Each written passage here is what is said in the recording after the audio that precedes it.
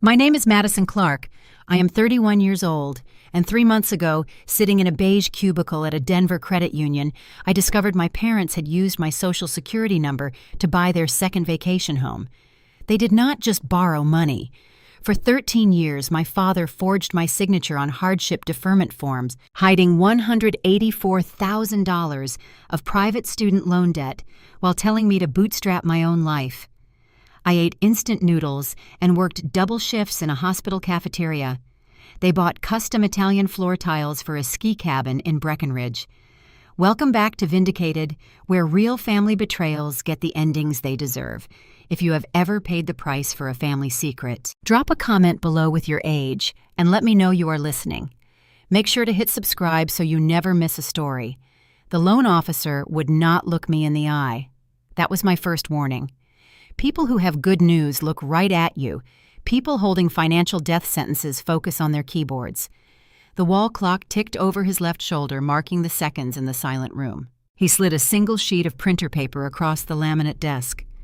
"Miss Clark, your payment history is fine," he said. He tapped a manicured fingernail against the bolded number at the bottom of the page. "But your debt-to-income ratio is disqualifying." I looked at where his finger rested. 184,000. The air left my lungs, the edges of the paper blurred. I blinked hard, trying to force the numbers to rearrange themselves into a smaller sum. I had come in to apply for a modest condo mortgage. I am a pediatric respiratory therapist. I attended a state school 10 minutes from my childhood home. I worked nights scraping trays in the hospital cafeteria just to graduate without borrowing a dime. "There is a mistake," I told him. My voice sounded thin. "I have no student debt." Marcus rotated his monitor toward me. The screen showed a 13-year timeline of disbursements. Private lenders I did not recognize, but the contact information was painfully familiar. The phone number attached to the primary account was my father's cell. The secondary email was his business address. For over a decade, Richard Clark had kept the accounts from defaulting by electronically signing continuous income-driven repayment and economic hardship forms. He kept the debt hidden technically in good standing, while the interest compounded in the dark. I walked out of the bank feeling like the asphalt had turned to water. I sat in my 12-year-old Honda Civic. The steering wheel was burning hot from the afternoon sun. I rested my forehead against the worn leather. Then my phone buzzed in the cup holder. "My mother," I answered. Her voice was bright, bouncing over the speaker. "Madison, we just finalized the radiant heating in the Breckenridge cabin. You have to come up this weekend. The contractor tried to upcharge us, but you know your father. He negotiated them down. Real estate is the only safe investment." She laughed. The light, airy sound of a woman who had never missed a meal. I sat in my baking car, staring at a bank denial letter, listening to my mother brag about floorboards I was unknowingly financing. I did not scream. I did not cry. I stared through the windshield, felt the heat radiating off the dashboard, and told her I would see her Friday. I ended the call with my mother and dropped my phone into the cup holder. My hands felt cold, detached from the rest of my body. I reached into my purse, pulled out my leather wallet, and bypassed the credit cards. Tucked in the very back slot behind an old grocery receipt was a piece of plastic. I pulled it out. It was a bookstore gift card. The edges were peeling. The magnetic strip on the back was scratched from years of rubbing against other cards. The balance on it was exactly $50. I had never spent a dime of it. To comprehend the depth of what Richard and Susan Clark did, you have to understand the myth they constructed around our family. My parents presented themselves as visionaries. They drove luxury cars, hosted catered dinner parties, and spoke about financial discipline like they had invented the concept. When I turned 18 and received my acceptance letter to the local state college, my father called me into the kitchen. He poured himself a glass of single malt scotch, swirled the amber liquid, and set this exact gift card on the granite island. "We make too much money for you to qualify for financial aid, Madison," he had said, looking me right in the eye. "But we believe in building character. Handouts create weakness. Bootstrap yourself. We are giving you the gift of independence." I took the card. I believed him. I internalized that toxic pride and wore it like armor. For the next 4 years, I lived in a basement apartment 3 miles from campus. The walls smelled like wet concrete and mildew. Cold air seeped through the baseboards, settling in my bones. I slept under 3 cheap blankets and woke up shivering. I worked 40 hours a week scraping uneaten food off trays in the hospital cafeteria. My hands always smelled of industrial bleach and institutional coffee. Dinner was usually a block of chicken-flavored instant ramen, cooked in a microwave on top of a mini-fridge. During those years, my mother would call me on Sunday evenings. I remember sitting on my thrift store mattress, rubbing my frozen feet to get the circulation going while she talked for an hour about their renovations. "Madison, you have no idea the stress I'm under," she would sigh.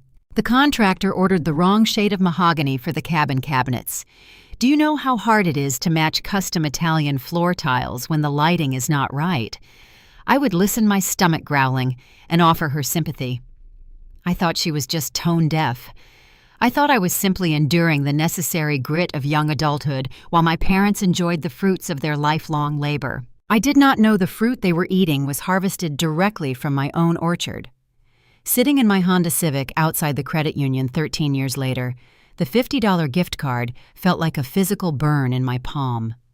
The bootstrapping speech was not a lesson in character. It was a diversion. It was the sleight of hand a magician uses while picking your pocket. But how did they actually get the money? A bank does not just hand 6 figures of student loans to parents without a paper trail connecting it to the student. I drove back to my apartment, locked the door, and opened my laptop. I did not confront them right away. You do not walk into a war zone without a map of the minefield. I spent the next 3 days dedicating every free hour between my hospital shifts to tracking the ghost of my own finances. I called the credit union fraud department. I sat on hold for hours listening to sterile looping jazz music. I ordered 13 years of archived financial records. When the digital PDF files finally hit my encrypted email, I made a pot of black coffee and sat at my kitchen table. The pieces began to click together, forming a picture so ugly it made my chest ache. I scrolled back to the very first document, August 13 years ago. I was 18 years old. A memory surfaced, vivid and sharp. 2 weeks before my freshman fall semester, my mother had driven me to a local branch of this same bank. She was wearing her signature gardenia perfume and a tailored silk blouse. She guided me to a plush leather chair in front of a banker's desk. "We need to set up a joint checking account." She had told me, her voice dripping with maternal warmth. "Just for emergencies, sweetheart. If your car breaks down or you need textbooks, Dad and I can transfer funds directly to you. It is just a safety net." I had signed the paperwork. I thought she was looking out for me. I never used the account. I never checked the balance. I assumed it sat empty, a dormant digital vault. I stared at the PDF on my screen. The vault had never been empty. The documents laid out the anatomy of the theft with terrifying precision. Richard and Susan had not just applied for enough loans to cover my tuition. They had forged my electronic signature on applications for the absolute maximum allowable amount of private out-of-state student loans. Despite the fact that I was attending a cheap local college every August and every January, the private lender dispersed the funds. The mechanics were brutal in their simplicity. The university bursar office received the giant check. They took the $6,000 required for my state tuition. Then, following standard protocol, the university took the remaining $35,000 allocated for living expenses and issued an overage refund. That refund went straight into the joint emergency bank account my mother had forced me to open. I scrolled through the pages, my eyes tracking the numbers. September 2nd, deposit $35,000. September 3rd, withdrawal $35,000. The pattern repeated every single semester. January 15th, deposit $35,000. January 16th, withdrawal $35,000. I was starving in a basement, stretching a $10 grocery budget across a week, rubbing my hands together for warmth, while $70,000 of my stolen future dropped into a bank account with my name on it every single year. And 24 hours after the money landed, my parents siphoned it out. They were not earning their luxury. They were not financial visionaries. They were parasites feeding on the host of their own child. I traced the screen with my index finger, following the withdrawal column. The money did not just vanish into thin air. It was not withdrawn as cash. It was routed out via electronic wire transfer. I needed to know exactly where my hunger and my cold nights had been sent.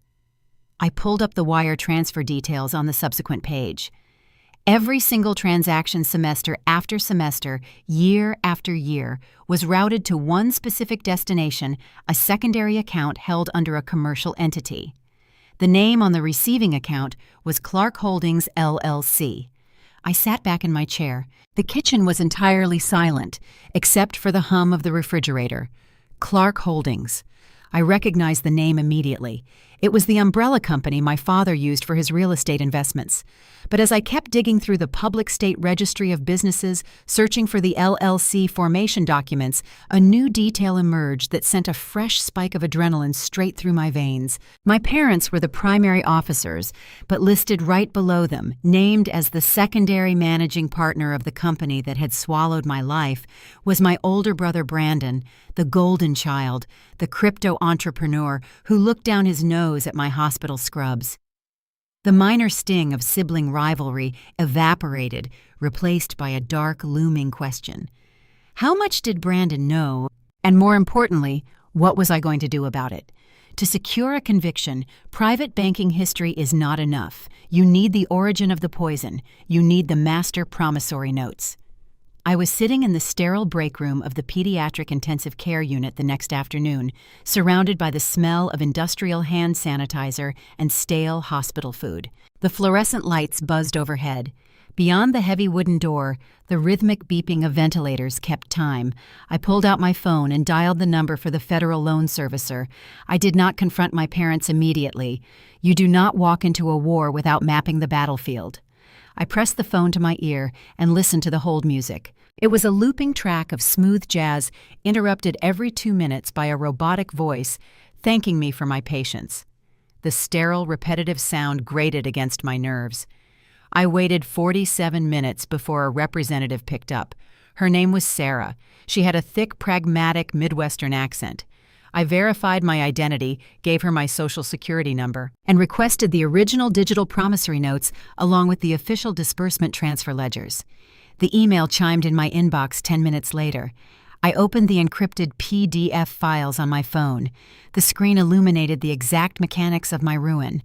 I zoomed in on the signature blocks. There, printed in a cursive digital font, was my name. But right below the signature, the system had logged the IP address used to authorize the documents. I recognized the sequence of numbers. It was the static IP address assigned to my parents' primary residence in Denver. They had not made a passing mistake. Every August, they had sat at the mahogany desk in my father's home office, logged onto the internet, and digitally impersonated their 18-year-old daughter. I scrolled to the transfer ledgers provided by the servicer. They perfectly matched the records I had pulled from my joint checking account. Every single overage check that hit my emergency bank account was transferred within 24 hours directly to Clark Holdings, LLC. It was the holding company my father used for his real estate investments. They had not just stolen my credit. They had systematically budgeted my financial destruction to fund their curated lifestyle.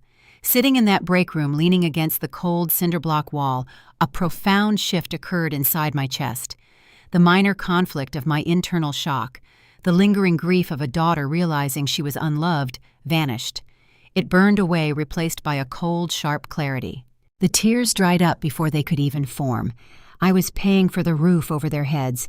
I was the silent, bleeding investor in their portfolio. And then there was my brother Brandon. The family golden child was listed as a secondary contact on the Clark Holdings LLC state registry. The questions kept piling up, heavy and urgent. Did Brandon know? Was he in on the scheme from the beginning? To understand Brandon, you have to understand the towering double standard of the Clark household. When I graduated high school with honors, my father gave me a firm handshake and told me to get a job. When Brandon dropped out of his university business program 3 years earlier, claiming the professors stifled his genius, my father bought him a brand new German sedan to lift his spirits. Brandon called himself a crypto entrepreneur. He wore tailored suits, attended exclusive networking events, and posted photos of expensive watches on social media. Yet I had never seen him work a traditional 8-hour day. He always seemed to have seed money for his next big venture. Seeing his name attached to the very entity that drained my student loans triggered a new, sharper kind of betrayal. Was my freezing basement apartment funding his luxury vehicles? Was my malnutrition paying for his venture capital lifestyle? I needed visual evidence. I needed to see the crime scene with my own eyes. I knew exactly where to find it. I opened my text messages, pulled up the thread with my mother, and typed a response to her invitation from the previous day.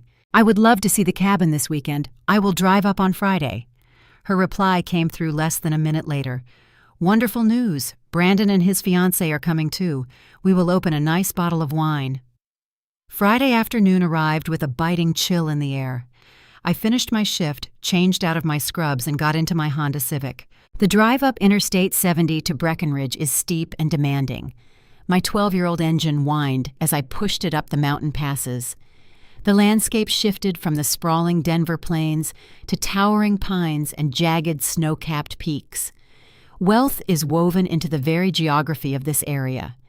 The higher you climb, the more expensive the air becomes. I pulled into the gravel driveway of the address my mother had provided. I put the car in park and just stared through the windshield. The cabin was a 3,500 square foot architectural marvel. It looked like something featured in a luxury design magazine. Immense exposed cedar beams framed a wall of floor-to-ceiling glass windows that overlooked a private valley. A wraparound deck featured a built-in stone fire pit. My stolen future built those walls. My unheated basement apartment paid for that glass. The heavy oak front door swung open. My mother stepped out onto the porch. She wore a pristine white cashmere sweater and held a crystal wine glass by the stem. "Madison, you made it!" she called out, her voice echoing in the crisp mountain air. She descended the stone steps and pulled me into a brief, performative hug. She smelled like expensive perfume and roasted garlic. "Come inside. It is freezing out here." I followed her into the foyer. Brandon was leaning against a massive marble kitchen island swirling a craft beer. He wore a designer cashmere zip-up and offered me a lazy, half-hearted wave. "Hey, Maddie, glad you could take a break from the hospital. Take off your shoes, sweetheart," my mother instructed, pointing to a woven basket near the door. The contractor finally finished the floors. I untied my sneakers and slipped them off. I stepped forward in my socks. The moment my feet touched the custom-imported Italian floor tiles, a shock of cold shot straight up my legs. The stone was freezing. The radiant heating system they had bragged about was clearly turned off in the entryway. I stood there feeling the icy surface drain the warmth from my skin. Every time I walked on those tiles over the next 48 hours, I would note how unyielding they felt. They were the perfect symbol of my parents, polished, expensive, and entirely devoid of warmth. We moved into the main dining area. The table was set with heavy silver cutlery and cloth napkins. My father walked in from the patio, holding a pair of grilling tongs. He kissed my cheek, acting the part of the benevolent patriarch. "Sit down, everyone. We have a lot to celebrate," he announced. I took my seat at the table. I watched them pass plates of grilled lamb and roasted asparagus. I listened as my father boasted to Brandon about the property value tripling since they broke ground. I watched my mother trace the rim of her wine glass, complaining about the high cost of property taxes. They spoke about money with the casual arrogance of people who had never actually earned it. I smiled. I nodded. I chewed my food and swallowed the bile rising in my throat. The LLC documents in my email were a solid foundation, but to truly crush them, I needed the internal math. I needed to see exactly how they moved my money between their personal accounts, the cabin escrow, and Brandon. My father was a meticulous old-school man. He did not trust cloud storage for his most sensitive secrets. He kept a physical leather-bound ledger for his private accounting. I knew this because I had seen him writing in it during my childhood. I looked down the hallway toward the closed door of the master study. The minor conflict of surviving this dinner was almost over. The major conflict was just beginning.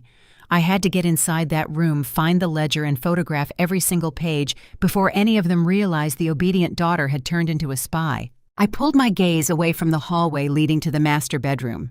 My father was meticulous, but he was also predictable. The cabin was a weekend retreat, a showroom for their vanity. He would never keep his primary financial ledgers in a secondary property. The physical proof, the leather-bound accounting books I remembered from my youth, had to be locked inside his home office at their main residence in Denver. That realization forced me to pivot. The cabin was not the place for a raid. It was a place for observation. I had to sit through this weekend, play my assigned role, and study the enemy in their natural habitat. I turned my attention back to the dining table. I pressed the serrated edge of my steak knife into the meat, watching the red juice pool against the pristine white porcelain plate. My mother sat to my right, holding a glass of Pinot Noir by its delicate crystal stem. She lifted her left hand to tuck a stray lock of hair behind her ear, a motion designed entirely to catch the overhead light on her wrist. A diamond tennis bracelet gleamed there, heavy and brilliant. The stones threw sharp, fractured prisms across the tablecloth. She took a sip of her wine and sighed, a sound of profound manufactured exhaustion. "Real estate is the only safe investment, Madison," she declared, her tone carrying the weight of a seasoned financial guru. "You have to endure the headaches, of course. The contractor tried to substitute the radiant heating coils for a cheaper brand, but your father caught it. You simply cannot compromise on the foundation of a home." I looked at the diamond circling her wrist. I looked at the dark red wine coating the inside of her glass. I stretched my lips into a tight, practiced smile. "You have such a great eye for detail, Mom," I said. My voice was smooth, betraying nothing. Underneath the table, I slipped my feet out of my sneakers. My socks pressed directly against the custom-imported Italian floor tiles. The stone was freezing. The radiant heating my mother had just boasted about had not yet warmed the far corners of the dining room. Every time I shifted my weight, that biting chill seeped through the thin cotton of my socks, traveling straight up my spine. It was a grounding sensation. The physical cold kept my mind razor-sharp. Those tiles were the tangible manifestation of my stolen youth. I was walking on my own deferred dreams, my own grueling labor crystallized into luxury flooring. Across the table, Brandon pushed his empty plate away and leaned back in his leather-upholstered chair. He wore the smug, relaxed expression of a man who believed the world owed him a living. He dominated the conversation, steering it away from the cabin and toward his favorite subject himself. "Lauren and I are finalizing the guest list for the engagement party," Brandon announced, casually dropping the name of his wealthy socialite fiancé. Her father is a senior partner at a corporate law firm downtown. He has connections everywhere. It is exactly the kind of network my crypto startup needs right now. We are currently looking at venues that can accommodate 300 people. My father nodded approvingly, raising his glass in a silent toast to his son. "You are positioning yourself perfectly, Brandon. Network is net worth." Brandon turned his gaze toward me. His eyes held a mixture of pity and condescension. He looked at my plain cotton sweater and my unstyled hair. "You should come to the party, Maddie. Mingle a little. You work too hard at that hospital. Pumping hourly wages is a trap. You need to learn how to make your money work for you instead of you working for it." I swallowed the bite of steak. It tasted like ash. I placed my knife and fork down, aligning them perfectly parallel on the edge of my plate. I looked at my brother, a man who had never clocked into a 12-hour shift. A man whose phantom business was funded by the stolen identity of the sister sitting across from him. "That is interesting advice, Bran," I replied. "I will keep that in mind." The rest of the evening blurred into a suffocating performance of unearned wealth. We moved to the wraparound deck. The sun dipped below the jagged mountain peaks, plunging the valley into deep blue shadows. The mountain air was biting, but my father ignited the built-in stone fire pit with the flick of a switch. Gas flames roared to life, casting dancing orange shadows across their faces. I stood near the sliding glass doors holding a mug of herbal tea. Watching them, I began to do the mental math. It was a defense mechanism, a way to compartmentalize the rage threatening to crack my ribs. I looked at the heavy cedar lounge chairs framing the fire pit. $3,000 each. I converted that number into my reality. That was 120 hours of monitoring ventilators in the pediatric intensive care unit. I looked at the outdoor kitchen setup, the stainless steel grill, the built-in refrigeration, $15,000. That was 6 months of rent in my damp, mildew basement apartment during college. I looked at my mother pouring her third glass of expensive wine. That bottle cost more than the weekly grocery budget I survived on at 19. They sat around the fire laughing at a joke my father made. They were entirely relaxed. They believed they were untouchable. In their minds, they were the architects of a brilliant, successful family dynasty, and I was just the quiet, underachieving daughter, the reliable, slightly boring sibling who chose a grueling, unglamorous profession. They expected me to remain in my designated corner, grateful for the occasional invitation to their vacation home, oblivious to the fact that I was the silent financier of the entire operation. Watching them laugh in the firelight, I realized something terrifying.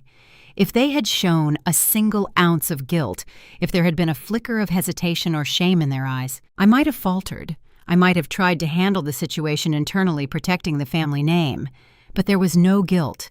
They were reveling in their theft. They viewed my sacrifice as their rightful inheritance. I did not sleep that night. I lay in the guest bedroom, wrapped in a heavy down comforter, listening to the wind howl against the reinforced glass. I stared at the ceiling, plotting my exact sequence of moves. The reconnaissance mission was complete. I had seen the spoils of their crime. I had felt the freezing tiles. I had endured the condescension. Now the quiet daughter was going to start dismantling their empire brick by stolen brick. Sunday morning arrived with a bright, harsh glare. I packed my duffel bag before anyone else was awake. I left a polite handwritten note on the marble kitchen island, thanking them for their hospitality and claiming I was called in for an emergency hospital shift. I carried my bag to the car, my breath pluming in the freezing morning air. I slid into the driver's seat of my 12-year-old Honda.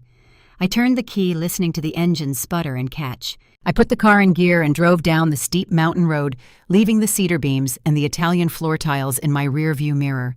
The drive back to Denver took 2 hours. I spent every minute of it preparing for the confrontation. I knew they hosted a formal family dinner at their primary residence every Sunday evening. I would not wait another week. I drove straight to my apartment, walked into my small home office, and booted up my printer. The machine whirred to life, spitting out crisp black and white copies of the loan transfer summaries, the joint account ledgers, and the LLC state registry documents. I stacked the papers neatly. I stapled the top left corner. The pages felt heavy in my hands, a physical manifestation of a 13-year lie. The psychological warfare of the cabin was over. It was time for the opening salvo. I placed the documents into a plain manila folder, checked my watch, and headed back out the door. My parents were expecting the obedient daughter for Sunday dinner. They had no idea I was walking through their front door holding the matches to burn their house down. I parked my Honda Civic on the pristine asphalt of my parents' Denver driveway. The neighborhood was a curated collection of manicured lawns and colonial brick facades, a far cry from the cramped apartment complexes I had navigated throughout my 20s. I gripped the manila folder sitting on my passenger seat. My knuckles were white. The paper inside felt heavier than a cinder block. I walked up the slate pathway and pushed open the heavy front door. The scent of roasted garlic and seared meat filled the foyer. It was Sunday evening. In the Clark household, Sunday dinner was a mandatory ritual, a weekly performance where my father held court at the head of the table, and my mother played the role of the gracious hostess. I walked into the formal dining room. The mahogany table was set with fine china and crystal water goblets. Richard sat at the head wearing a crisp button-down shirt, sleeves rolled up to the elbows. He was slicing into a thick cut of beef. Susan hovered nearby, a bottle of expensive red wine in her hand. They looked up as I entered. "Madison, you made it." My mother chirped, her voice light and melodic. "We thought you might still be resting from your shift." "I brought an appetite," I replied. My voice was steady, betraying none of the adrenaline flooding my veins. I took my usual seat near the end of the table. I placed the manila folder on my lap, hidden beneath the white linen napkin. I watched my father serve the meal. He placed a perfectly cooked medium-rare steak onto my plate, then served himself. Blood-red juice pooled around the edges of the meat. He picked up his fork and knife, preparing to take his first bite. The room was filled with the mundane sounds of silverware clinking against china and wine pouring into crystal. It was the sound of a family at peace, a family built on a foundation of lies. I did not touch my silverware. I waited until my father had a piece of meat on his fork halfway to his mouth. Then I reached under my napkin. I pulled out the crisp, black-and-white printout of the loan transfer summary, the document showing $70,000 of my stolen future moving directly into Clark Holdings every single year. I stood up. I reached across the mahogany wood and I dropped the paper directly onto his plate. The document landed right on top of his medium rare steak. The bottom edge of the paper immediately soaked up the red meat juices, staining the financial figures a dark, rusted pink. The air left the room. The clinking of silverware stopped. For a normal person, a sudden confrontation like this would provoke a jump, a shout, or at least a look of shock. My father did none of those things. Son. He did not flinch. His hand holding the fork remained perfectly suspended in the air for 2 seconds. Then he lowered his hand. He placed the fork onto the table. He picked up his cloth napkin and carefully dabbed the corners of his mouth. He reached forward with his index finger and thumb, pinched the dry top corner of the stained loan document, and casually moved it off his food, setting it onto the tablecloth. He picked up his wine glass, took a slow sip, and let out a long, heavy sigh. It was the exaggerated exhalation of a burdened parent dealing with a petulant toddler. "Madison," he said, his tone dripping with condescension, "you are being dramatic." I stood frozen, staring at him. He had just looked at undeniable proof of his own federal crime, and his first instinct was to criticize my tone. "We took those funds out to help secure your future," he continued, cutting another piece of his steak. "We consolidated some family expenses. You do not understand the complexities of building a legacy. It requires moving capital." He used the word "we," as if I had been a willing participant at the negotiating table, as if I had not been shivering in a damp basement while he funneled my debt into his LLC. He was taking grand larceny and attempting to rebrand it as a sophisticated financial strategy. My mother chimed in from the side of the table. She leaned forward, resting her chin on her clasped hands, her face twisted into a mask of weaponized concern. "Your father is right, sweetheart," she murmured, her voice soft and persuasive. "The cabin was an investment for all of us. We are building generational wealth. When you finally find someone and get married, you can honeymoon there. We are doing this for your benefit." The psychological manipulation was suffocating. I felt a momentary wave of dizziness. This was how they had controlled me my entire life. They spun reality until up was down. They committed a crime against me, and now they were demanding gratitude for the privilege of being their victim. "I do not want a honeymoon in a house paid for by my stolen identity," I said. My voice dropped to a low, hard whisper. The anger anchored me, clearing away the dizziness. "You forged my signature. You maxed out private loans in my name.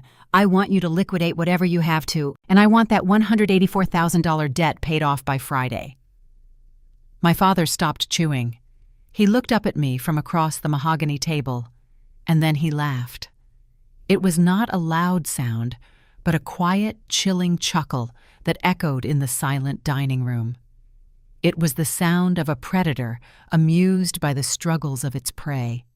"Pay it off," he scoffed, shaking his head. "Do not be ridiculous.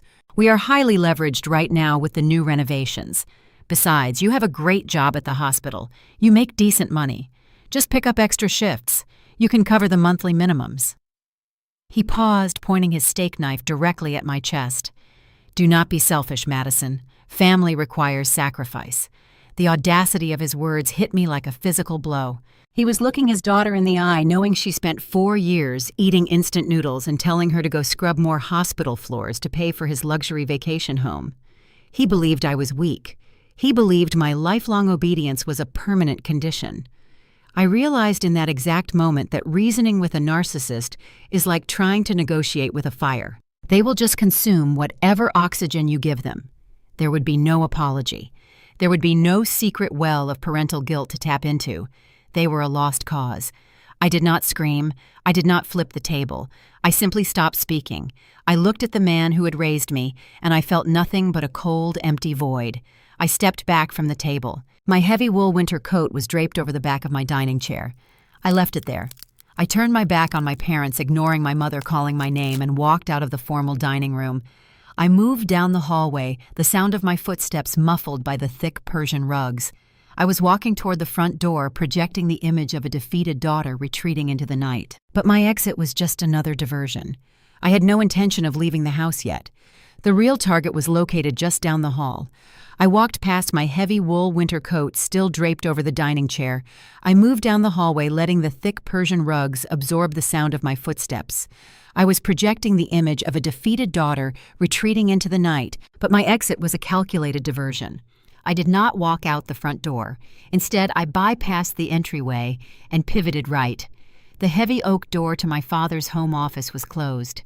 I wrapped my hand around the brass knob, turned it slowly to prevent the internal mechanism from clicking, and pushed.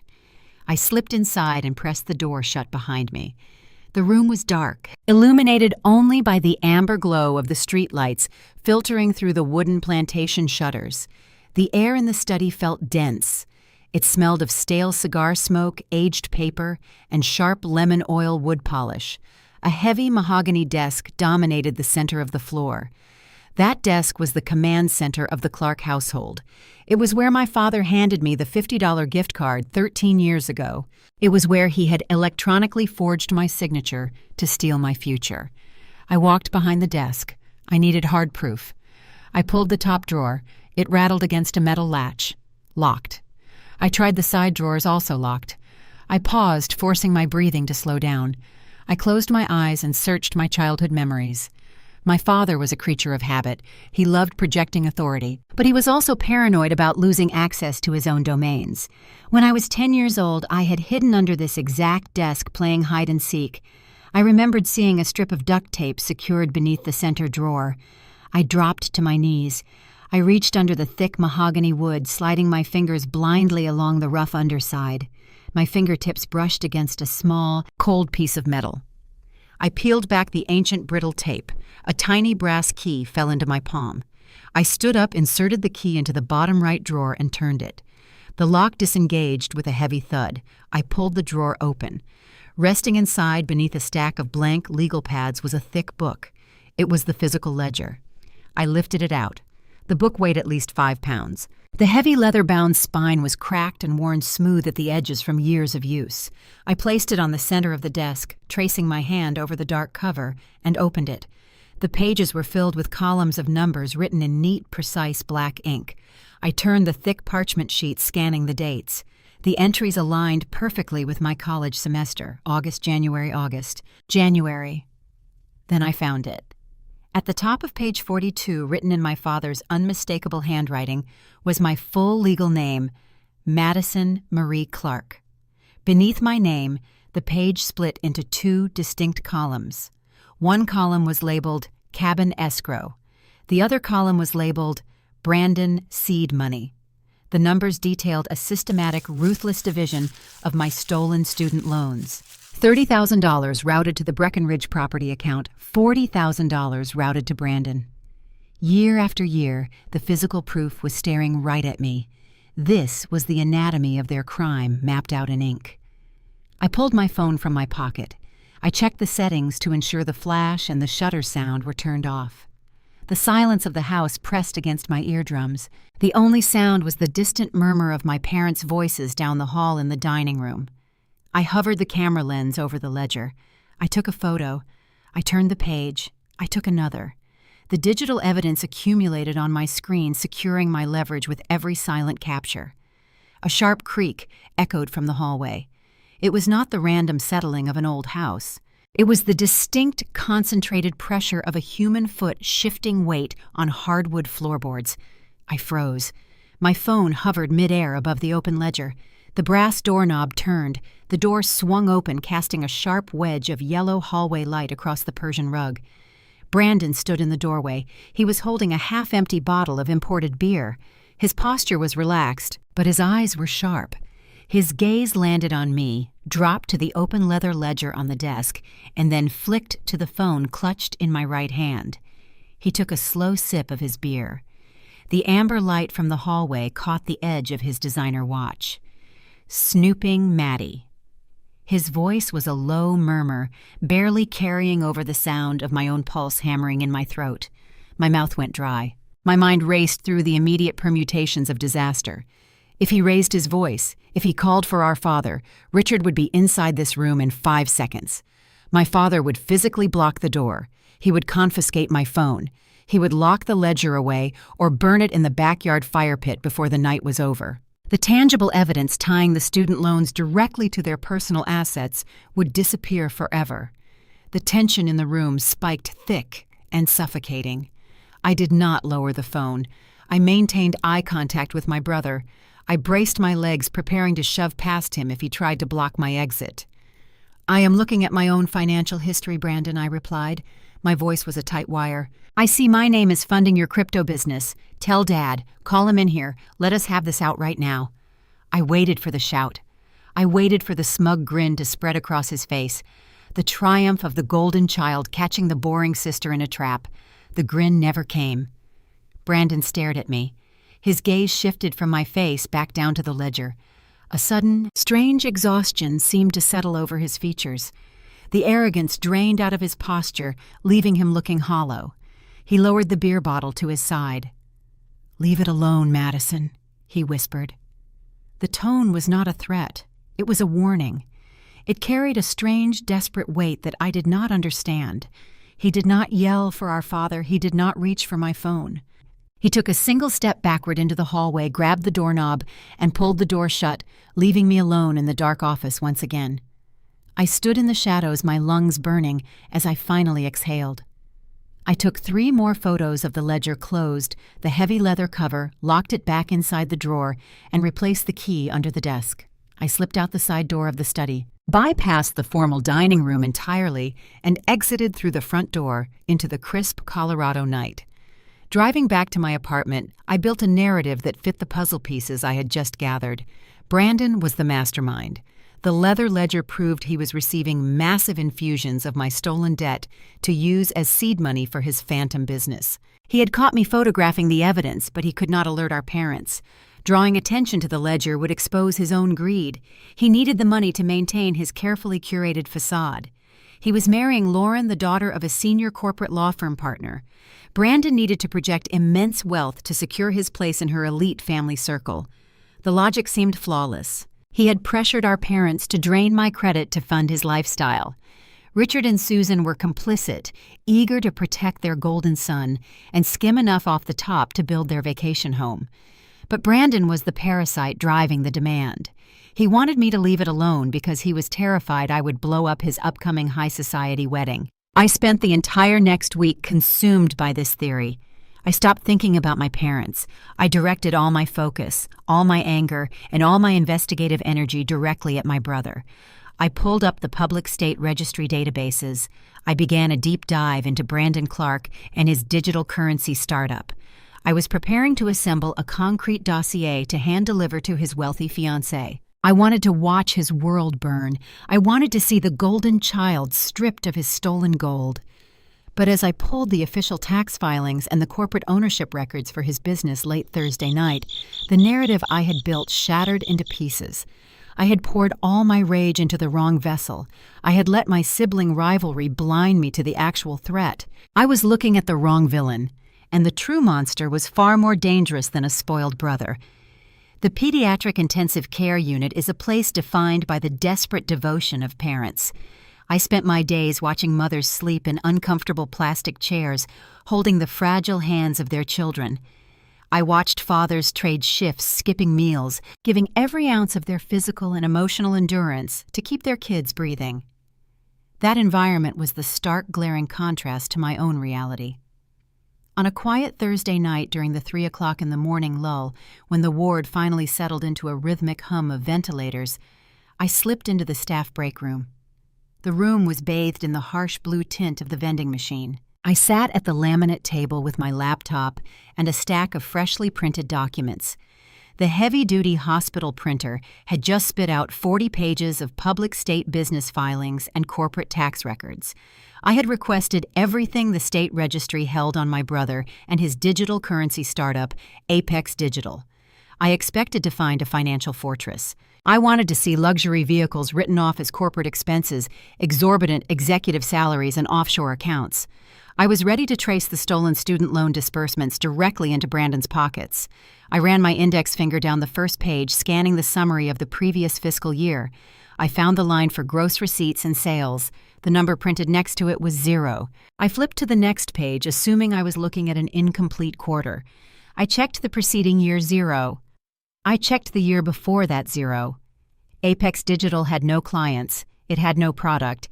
It had generated nothing but a string of zeros stretching back to its inception. The company was a ghost ship sailing on an ocean of empty promises. My brow furrowed. If the company made no money, how was Brandon funding his tailored suits and his expensive dinners? I sifted through the stack, pulling out the operating agreements filed with the Secretary of State. These documents detailed the ownership breakdown and the equity distribution of the LLC. I expected to find Brandon listed at the top, holding full control of the entity. Instead, my eyes locked onto a very different breakdown. Brandon Clark was listed as the registered agent, but his equity stake was a mere 10%. The remaining 90% controlling interest belonged to a familiar entity, Clark Holdings, LLC. I sat back in the hard plastic breakroom chair. The puzzle pieces shifted, rearranging themselves into a picture far more sinister than a spoiled brother stealing from his sister. The money flowing into the column labeled Brandon Seed Money in my father's leather ledger was not funding a genius entrepreneur. It was being laundered. Richard and Susan Clark were funneling my stolen student loans into Apex Digital under the guise of venture capital investments. They washed the funds through a legitimate-looking corporate structure and then skimmed the money right back out through their 90% ownership stake via management fees and owner distributions. Brandon was just the signature on the dummy corporation. He was the fall guy. Suddenly, the arrogant facade of the family golden child crumbled in my mind. I thought back to the previous Sunday night. I pictured Brandon standing in the doorway of our father's dark study, holding that half-empty bottle of beer. I remembered the strange exhaustion settling over his features when he caught me photographing the ledger. He did not yell. He did not alert our parents. He had just looked at me with hollow eyes and whispered for me to leave it alone. He did not say it to protect a vast fortune. He said it because he was trapped. He was drowning in a financial cage built by our own mother and father. If Apex Digital collapsed, or if the Internal Revenue Service ever decided to audit the ghost company, Brandon was the registered agent. He was legally liable on paper. Our parents would walk away clean behind the shielded corporate veil of their holding company, leaving their son to face the federal consequences. Brandon knew this. He lived every day balancing on the edge of a razor blade, wearing expensive clothes he did not own, projecting a success he had not earned. This was why he needed Lauren. His upcoming engagement to the wealthy socialite was not a romantic milestone or an expansion of his business network. It was a desperate bailout. He needed to marry into her elite family to secure the funds necessary to pay off the debts his parents had saddled him with. He was trying to buy his way out of the trap before the trap snapped shut. When Brandon caught me in the study, he stayed quiet because he lacked the spine to destroy our parents himself. He hated them just as much as I did. He wanted them exposed. He wanted the house of cards to fall, but he was too much of a coward to pull the trigger. He wanted me to light the match, hoping the explosion would set him free without getting his own hands dirty. The bitter, lifelong sibling rivalry that had defined my youth dissolved in that sterile hospital break room. I felt no triumph in discovering his failure. I felt no vindication. I only felt a creeping cold horror. Brandon was pathetic. He was a hostage wearing a designer suit. Richard and Susan Clark were not just greedy parents who overextended themselves on a vacation cabin. They were apex predators. They had weaponized the Social Security numbers of their own offspring to build a sophisticated family Ponzi scheme.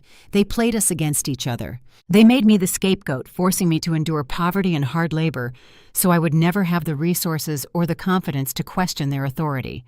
They made Brandon the golden child, fattening his ego and tying his identity to their wealth, making him entirely dependent on their approval until he was too compromised to escape. They projected an image of immense generational wealth to their country club friends, while quietly scavenging off the identities of the children they had brought into the world. I gathered the 40 pages of tax documents. I tapped the edges against the table to align them into a neat stack. I slid them into the manila folder alongside the printed photos of the leather ledger and the transfer summaries from my joint bank account. I walked out of the break room and back onto the ICU floor. I passed a room where a mother was softly singing to a toddler connected to a breathing machine. That mother would have traded her own life for her child without a second thought. My parents looked at me and saw a revolving line of credit. They looked at my brother and saw a money laundering vehicle. I realized then that I could not fight this war with angry confrontations at Sunday dinners. Yelling at a predator only tells them where you are standing. If I wanted to dismantle their empire, I needed clinical, ruthless precision. I needed professional artillery. When my shift ended at 7 o'clock in the morning, I did not go to sleep. I drove to the financial district in downtown Denver. I parked my Honda Civic in a paid garage, walked into a sleek glass and steel office building, and took the elevator to the 14th floor. I had scheduled an emergency consultation with a senior attorney who specialized in high-net-worth financial abuse and corporate fraud. I sat down in her conference room, slid the thick manila folder across the polished oak table, and prepared to hand over the dossier that would initiate the destruction of my family. I thought the worst was over. I thought exploiting their 2 living children was the absolute bottom of the moral barrel. But predators do not stop when they run out of living victims. I was about to find out exactly how deep their predatory instincts went. The law office of Amanda Sterling sat on the 14th floor of a sleek glass and steel high-rise in the heart of the Denver financial district. I stepped out of the elevator, my sneakers sinking into the plush charcoal carpet of the reception area. The environment projected an aura of calculated power. The air smelled of expensive coffee and leather bindings. I was still wearing my hospital scrubs. I had not slept in 24 hours, but I did not feel fatigue. I felt a tight, vibrating energy humming just beneath my skin. A receptionist guided me into a corner conference room. Floor-to-ceiling windows offered a sweeping view of the snow-capped Rocky Mountains in the distance. The same mountains where my parents were currently playing house in a cedar-framed cabin. Amanda walked in a moment later. She was a woman in her late 50s with sharp silver hair cut into a precise bob and dark eyes that evaluated the room in a fraction of a second. She specialized in high-net-worth financial abuse and corporate fraud. She did not offer empty pleasantries. She sat down at the polished oak table, folded her hands, and looked directly at me. "Tell me what you have, Madison." I unclasped the manila folder. I slid the documents across the smooth wood. The stack included the private student loan ledgers, the joint checking account transfer histories, the photos of my father's leather-bound accounting book, and the 40 pages of corporate tax filings for Brandon's Dummy Corporation. I sat back in my chair and laid out the narrative. I kept my voice flat and clinical. I explained the 18-year-old girl forced to open a joint emergency account. I detailed the forged electronic signatures, the overage disbursements, and the immediate wire transfers to Clark Holdings. I explained how the funds were then split, funneling into the Breckenridge property and Apex Digital to wash the money. Amanda did not interrupt. She put on a pair of reading glasses and began to sift through the paperwork. She moved with deliberate, practiced efficiency. She cross-referenced the dates on the student loan disbursements with the wire transfers. She studied the photographs of the leather ledger. When she reached the tax filings for Apex Digital, a small, knowing smirk touched the corner of her mouth. "It is a classic shell game," Amanda stated, tapping her pen against the tax returns. "Your parents are utilizing a hub and spoke model. Clark Holdings is the hub. The student loans are the illicit revenue stream. Apex Digital and the cabin are the spokes. By moving the capital through these distinct entities, they create a maze of paperwork designed to exhaust any standard auditor. Your brother is holding the bag on a zero-revenue entity, which insulates your parents from direct liability if the IRS ever comes knocking." She removed her glasses and looked at me. "This is meticulous, Madison, but it is also incredibly arrogant. Arrogance always leaves a paper trail. If they used Clark Holdings to purchase the Breckenridge property, we need to look at the county property deeds. We need to see how leveraged the cabin actually is. If they own it outright, we can place a lien on it." Amanda turned to her laptop. She booted up a dual monitor display and logged into the state county clerk database. I sat in the silent conference room listening to the rapid clicking of her keyboard. The hum of the central air conditioning filled the space. For the first time in 13 years, I was not fighting this battle alone. I had a professional dismantling their fortress. A few minutes later, the printer in the corner of the room whirred to life. It spit out a thick packet of legal-sized paper. Amanda retrieved the documents and brought them back to the oak table. She spread the pages out in front of me. These are the deeds of trust and the mortgage records for the Breckenridge property. She explained, "Your parents took out the primary commercial mortgage through Clark Holdings, but 2 years ago, they needed a massive injection of cash. They took out a secondary home equity line of credit against the cabin." I leaned forward, scanning the dense legal text. "Why would they need more cash?" I asked.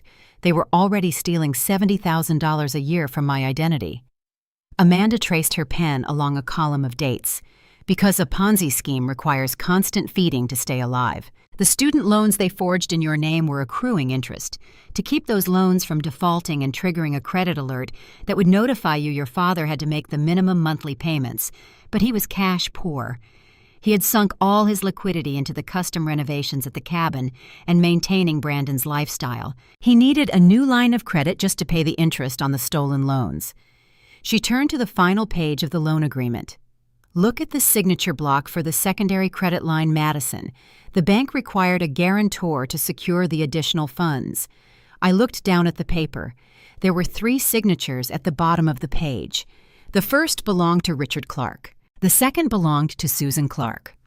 My eyes moved to the third signature. The ink seemed to blur for a fraction of a second. I blinked, forcing my vision to clear. The name signed on the dotted line was Evelyn Miller. The air in the conference room turned to ice. Evelyn Miller was my maternal grandmother. She was a gentle, soft-spoken woman who always smelled of peppermint and old paper. She had lived in a modest ranch house in the suburbs and spent her weekends tending to a sprawling rose garden. When she suffered a fatal stroke, our entire family gathered in a sterile hospital room to say goodbye. My father had stepped up to handle the estate, acting as the executor of her modest assets. He told us he was handling all the probate paperwork to spare my mother the grief. "Madison," Amanda said softly, her voice cutting through the ringing in my ears. "When did your grandmother pass away?" I stared at the date stamp next to Evelyn's signature. I felt a cold physical sickness rise in my throat. 2018, I whispered. Amanda tapped the date on the document. This secondary loan was signed and notarized in August of 2019. The silence that followed was deafening. The plot twist hit me with the force of a physical blow. The puzzle I had spent the last week assembling morphed into something unimaginably dark. My parents had not just stolen my future. They had forged the signature of a dead woman. My father had exploited his role as the executor of Evelyn's estate.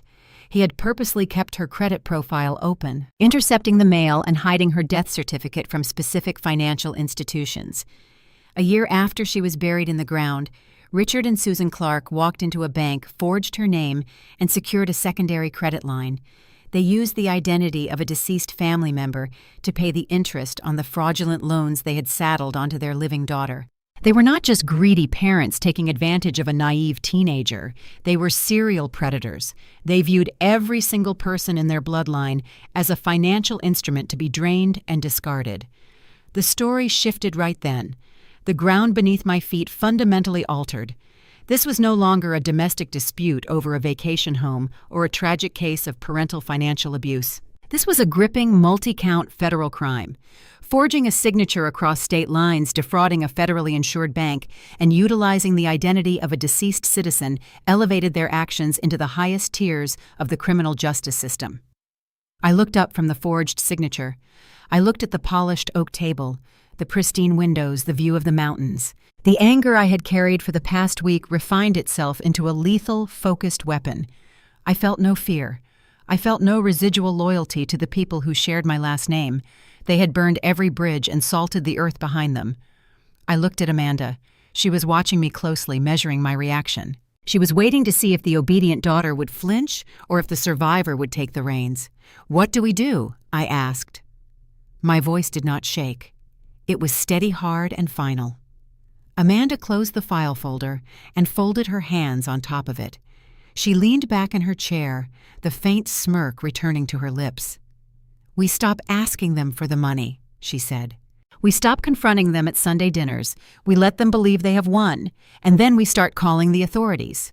The legal strategy was set. The evidence was secured. The trap my parents had spent 13 years building was about to be turned inside out.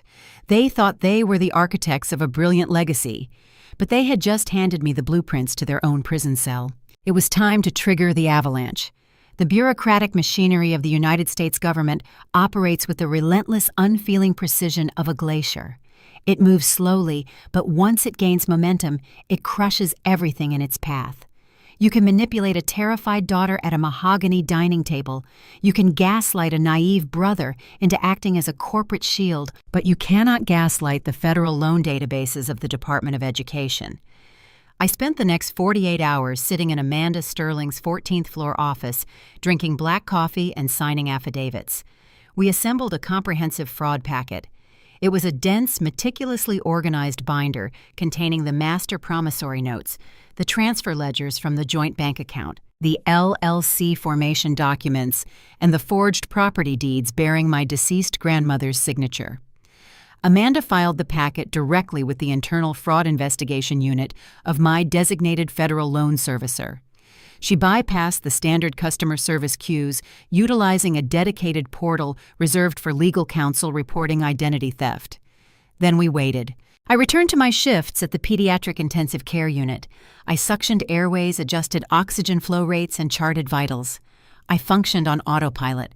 My physical body was in the hospital, but my mind was hovering in a state of suspended animation. The minor conflicts of daily life, the abrasive tone of a tired attending physician, the bad traffic on Interstate 25, no longer registered. I was waiting for the avalanche to start. The call came 7 days later. It was a Tuesday afternoon. I was sitting in the hospital cafeteria, poking at a container of lukewarm pasta salad. The caller ID on my phone displayed an unrecognizable number with a Washington, D.C. area code. I stood up, abandoned my lunch, and walked out to the empty concrete stairwell to take the call. I swiped the screen to answer. A sharp mechanical beep echoed through the speaker. It was the heavy, unmistakable click of an actively recorded federal line. "This is Investigator Sarah Miller with the Office of the Inspector General," a voice announced. It was a flat, no-nonsense Midwestern accent, the kind of voice that dealt exclusively in facts unbothered by emotional nuance. "Am I speaking with Madison Marie Clark?" "Yes," I replied. The concrete walls of the stairwell seemed to press in around me. "Miss Clark, I am calling regarding the fraud packet submitted by your legal counsel." The investigator paused. I heard the rustle of paper through the line. "We have completed our preliminary review of the documents. The data confirms several significant irregularities." I leaned against the cold cinder block wall. The air in the stairwell smelled of floor wax and old dust. The IP addresses utilized to authorize the electronic signatures on the master promissory notes, as well as the subsequent income-driven repayment deferments, have been traced. Sarah continued, her tone clinical. "They resolve to a static residential network registered to Richard Clark in Denver, Colorado. Furthermore, the banking records indicate a consistent pattern of immediate wire transfers from your designated emergency account to a commercial entity known as Clark Holdings, LLC." She stated the facts of my ruin with the detachment of an accountant reading a grocery list. The crossing of state lines via the internet to authorize fraudulent financial documents, coupled with the electronic transfer of those funds to a secondary commercial entity, constitutes federal wire fraud, Sarah explained. Additionally, the deliberate concealment of these actions through forged hardship deferment forms elevates the severity of the offense. She paused again. The silence on the line felt heavy, loaded with the weight of the impending decision. "If you did not authorize these actions, Miss Clark, we are obligated by protocol to formally escalate this matter to the Department of Justice for criminal prosecution." The stairwell was perfectly quiet. I could hear the faint rhythmic thud of my own heartbeat in my ears. This was the precipice. This was the moment where the private suffering of a daughter transitioned into the public destruction of a family. If I said yes, the gears of the federal government would lock into place. Subpoenas would be drafted. Bank accounts would be frozen. The illusion my parents had spent 13 years building would be torn down by armed agents and windbreakers. The societal shame would be absolute. My father would face the prospect of a concrete cell instead of a cedar cabin.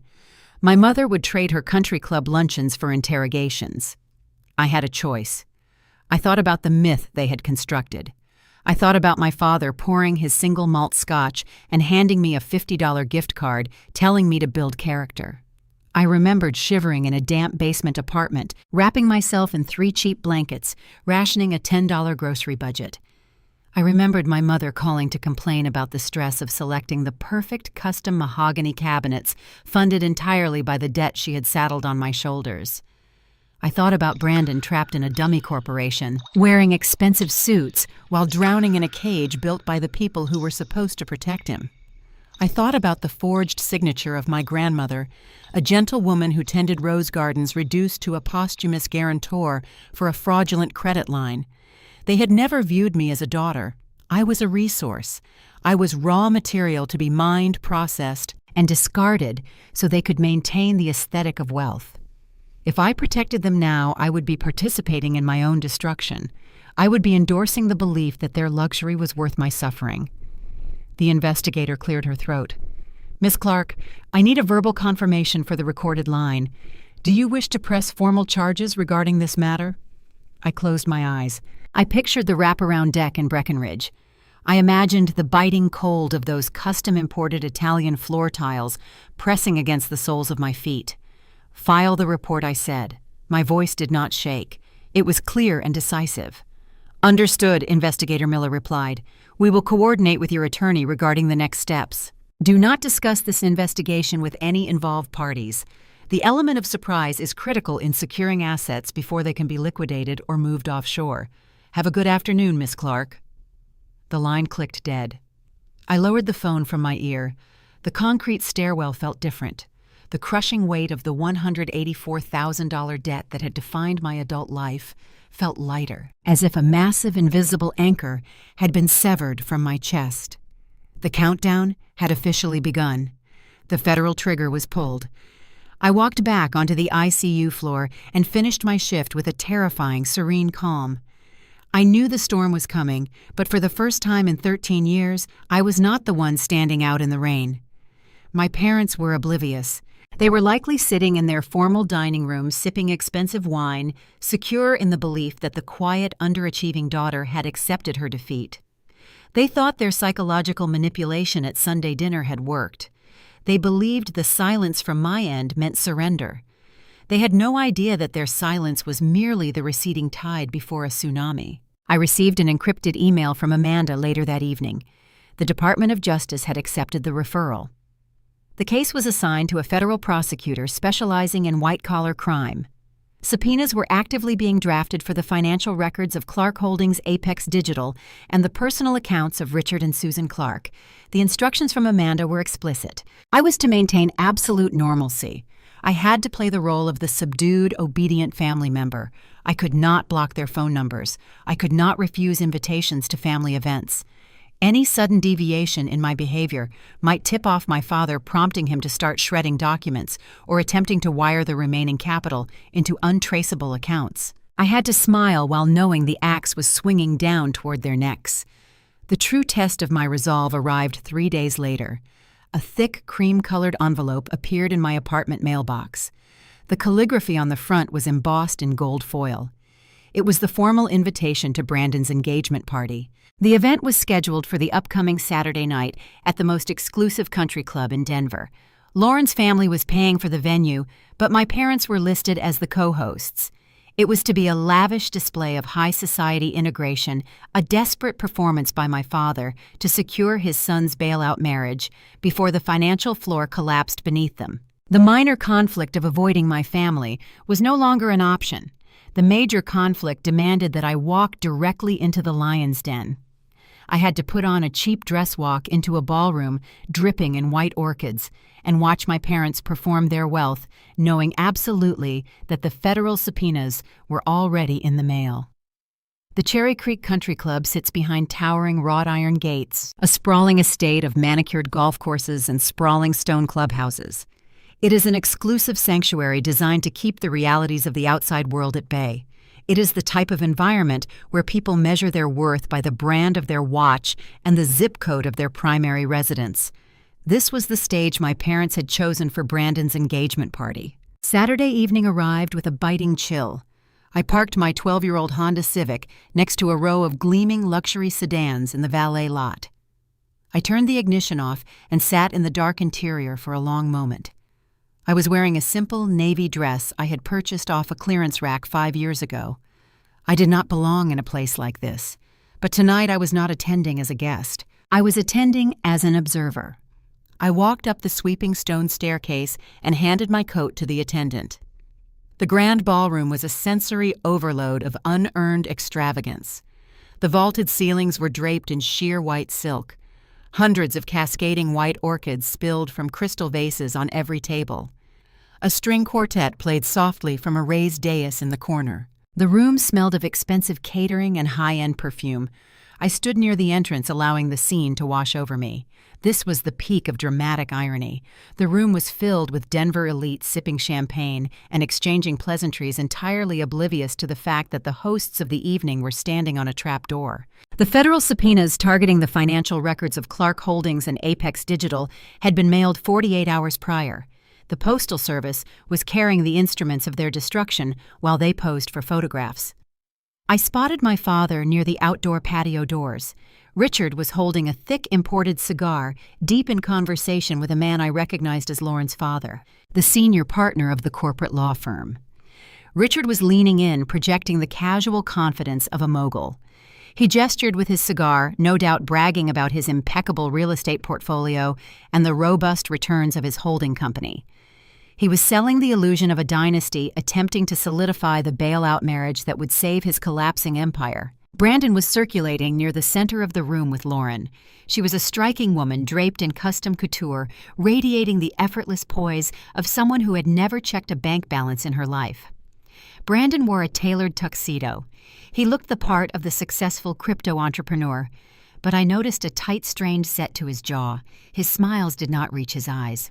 He was playing a role, terrified that the wealthy family he was attempting to infiltrate would discover the void behind his corporate veil. I bypassed the crowded bar and moved toward the periphery of the room, seeking the anonymity of a shadowed corner. I picked up a glass of sparkling water from a passing waiter and leaned against a marble pillar near a massive, intricately carved ice sculpture in the shape of a swan. I did not remain isolated for long. The radar of a narcissist is finely tuned to locate the exact person they perceive as an easy target for their condescension. My mother separated from a group of women and zeroed in on my location. Susan approached with a predatory grace. She wore an emerald green gown that caught the chandelier light, her hair professionally styled into a flawless updo. She carried a flute of champagne, her posture straight and commanding. "Madison?" she said, her voice a low murmur designed to sound affectionate while delivering a sting. "You are hiding in the corner. We are the hosts tonight. You should be mingling." I took a slow sip of my water. "I am just taking in the details, Mom. It is a very elaborate setup." She sighed, the familiar sound of manufactured disappointment. "It is a necessary expense. Brandon is marrying into a significant family. We have to maintain a certain standard." She let her gaze travel up and down my simple navy dress, her expression tightening into a look of feigned pity. "You look tired, Madison," she observed. "And your dress? Well, we cannot all afford designer, I suppose. But you could have at least tried to find something a bit more formal. It is important to project success." As she spoke, she raised her left hand to adjust a stray hairpin. The movement was deliberate. It brought her wrist directly into my line of sight. The diamond tennis bracelet I had seen at the cabin was gone, replaced by something far more substantial. A heavy diamond-encrusted Rolex watch gleamed under the ballroom lights. The watch face was surrounded by brilliant cut stones, flashing with every microscopic turn of her wrist. I stared at the timepiece. That watch was not purchased with the profits of a real estate mogul. It was bought with the ruined credit score of the woman standing in front of her. It was financed by the forged signature of a deceased grandmother. It was the physical embodiment of grand larceny wrapped around her wrist. A week ago, that condescending remark and the flash of stolen jewelry would have sparked a fire of outrage in my chest.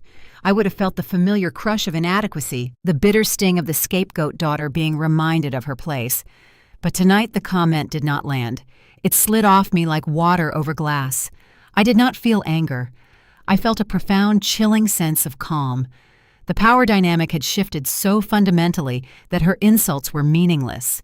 She was a captain rearranging deck chairs on a sinking ship, mocking the lifeboat for being too plain. I looked up from the Rolex and met her eyes. I smiled. It was not the tight, practiced smile I had worn at the cabin. It was a genuine, relaxed expression, a smile that carried the terrifying weight of absolute certainty. "Enjoy the party, Mom," I said. My voice was smooth, devoid of any defensive edge. "It really is a beautiful venue. You should take plenty of photos tonight." My mother paused. The automatic dismissive retort died on her lips. She stared at me, her brow furrowing slightly. Narcissists are experts at reading the emotional responses of their targets. They feed on the distress, the anger, or the submission of the people they manipulate. But I was not offering any of those reactions.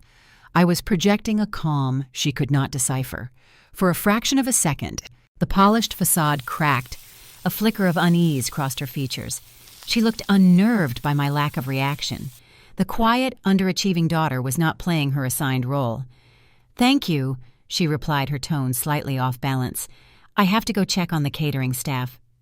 She turned and walked away, her steps a little faster than before. I watched her emerald gown blend back into the crowd of Denver elite.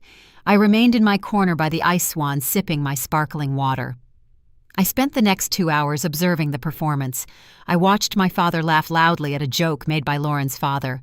I watched Brandon pose for a photograph with his future in-laws, his hand gripping Lauren's waist a little too tightly. I watched my mother display her stolen Rolex to a group of admiring country club wives.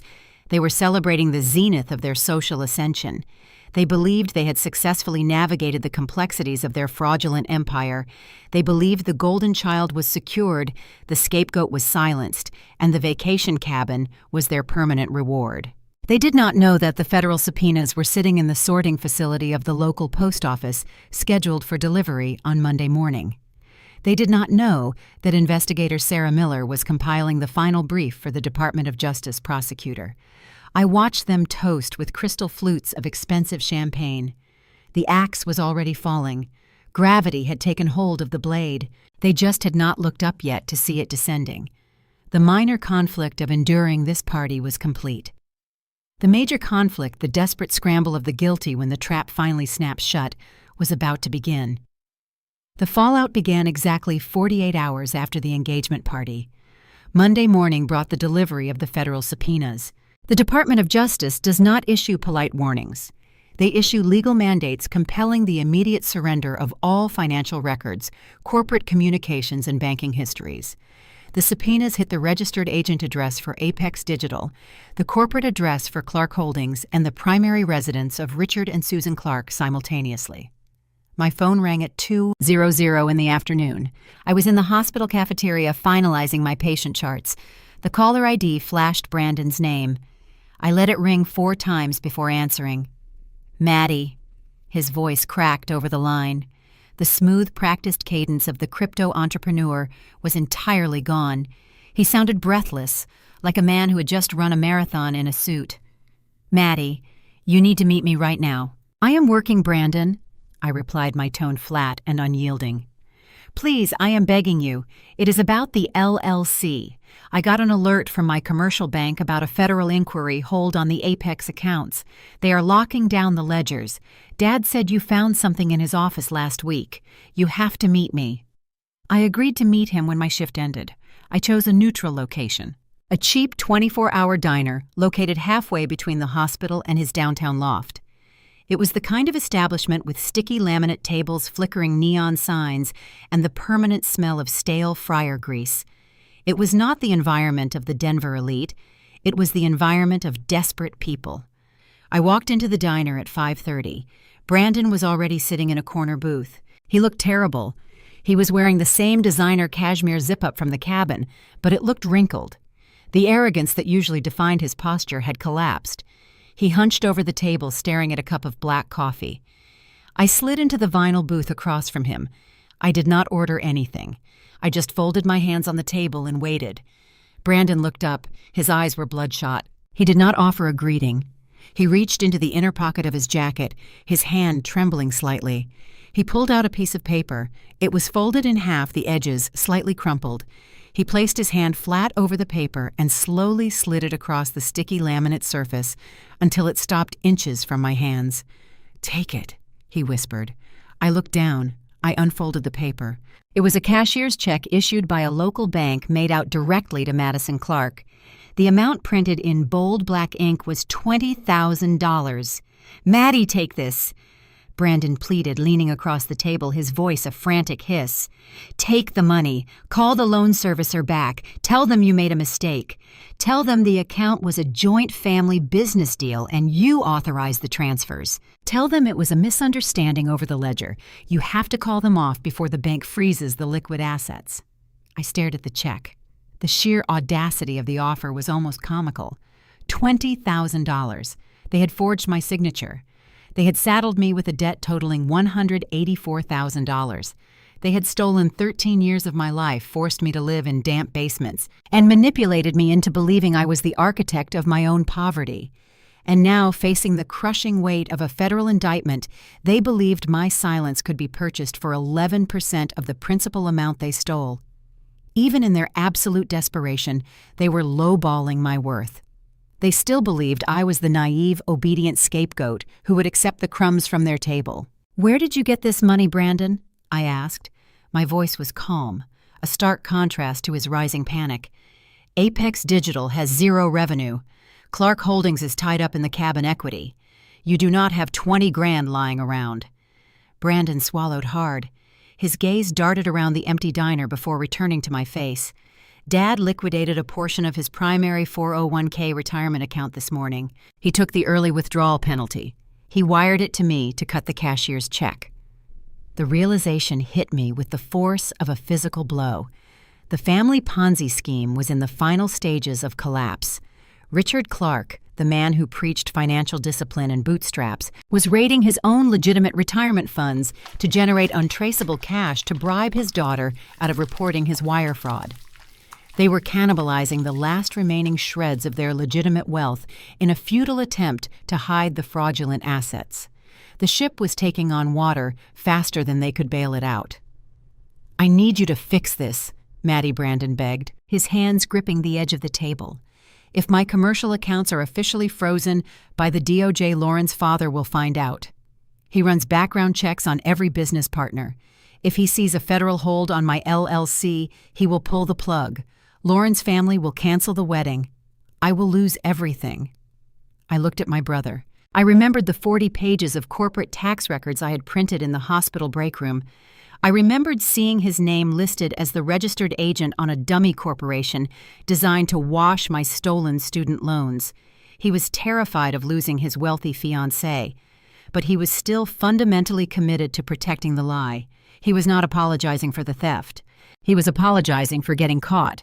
"Lauren's family deserves to know exactly who they are marrying into," I said. I picked up the cashier's check by the corner. I slid it back across the sticky laminate table, pushing it directly toward his coffee cup. The rejection registered on his face in stages. Disbelief, followed by rising panic, and finally a surge of defensive rage. The desperate hostage vanished, replaced by the cornered golden child lashing out at the sister who refused to save him. Brandon slammed his fist down onto the diner table. The impact rattled the silverware and sent a splash of hot coffee spilling over the rim of his cup. "You are doing this to ruin me," he hissed, his voice rising, drawing the attention of a waitress behind the counter. "You are not a victim. You are just jealous. You have always been jealous of me. You are trying to destroy my wedding because you have always been the boring, miserable sister who peaked in high school while I built a real life. You want to drag me down to your miserable level." I looked at the spilled coffee soaking into the paper of the $20,000 cashier check. His insult was the exact same script my mother had used for years. It was the dying gasp of a family dynamic that no longer held any power over me. They could not manipulate me with guilt. They could not buy me with stolen money. And they could no longer diminish me with insults. I placed my hands flat on the table and stood up.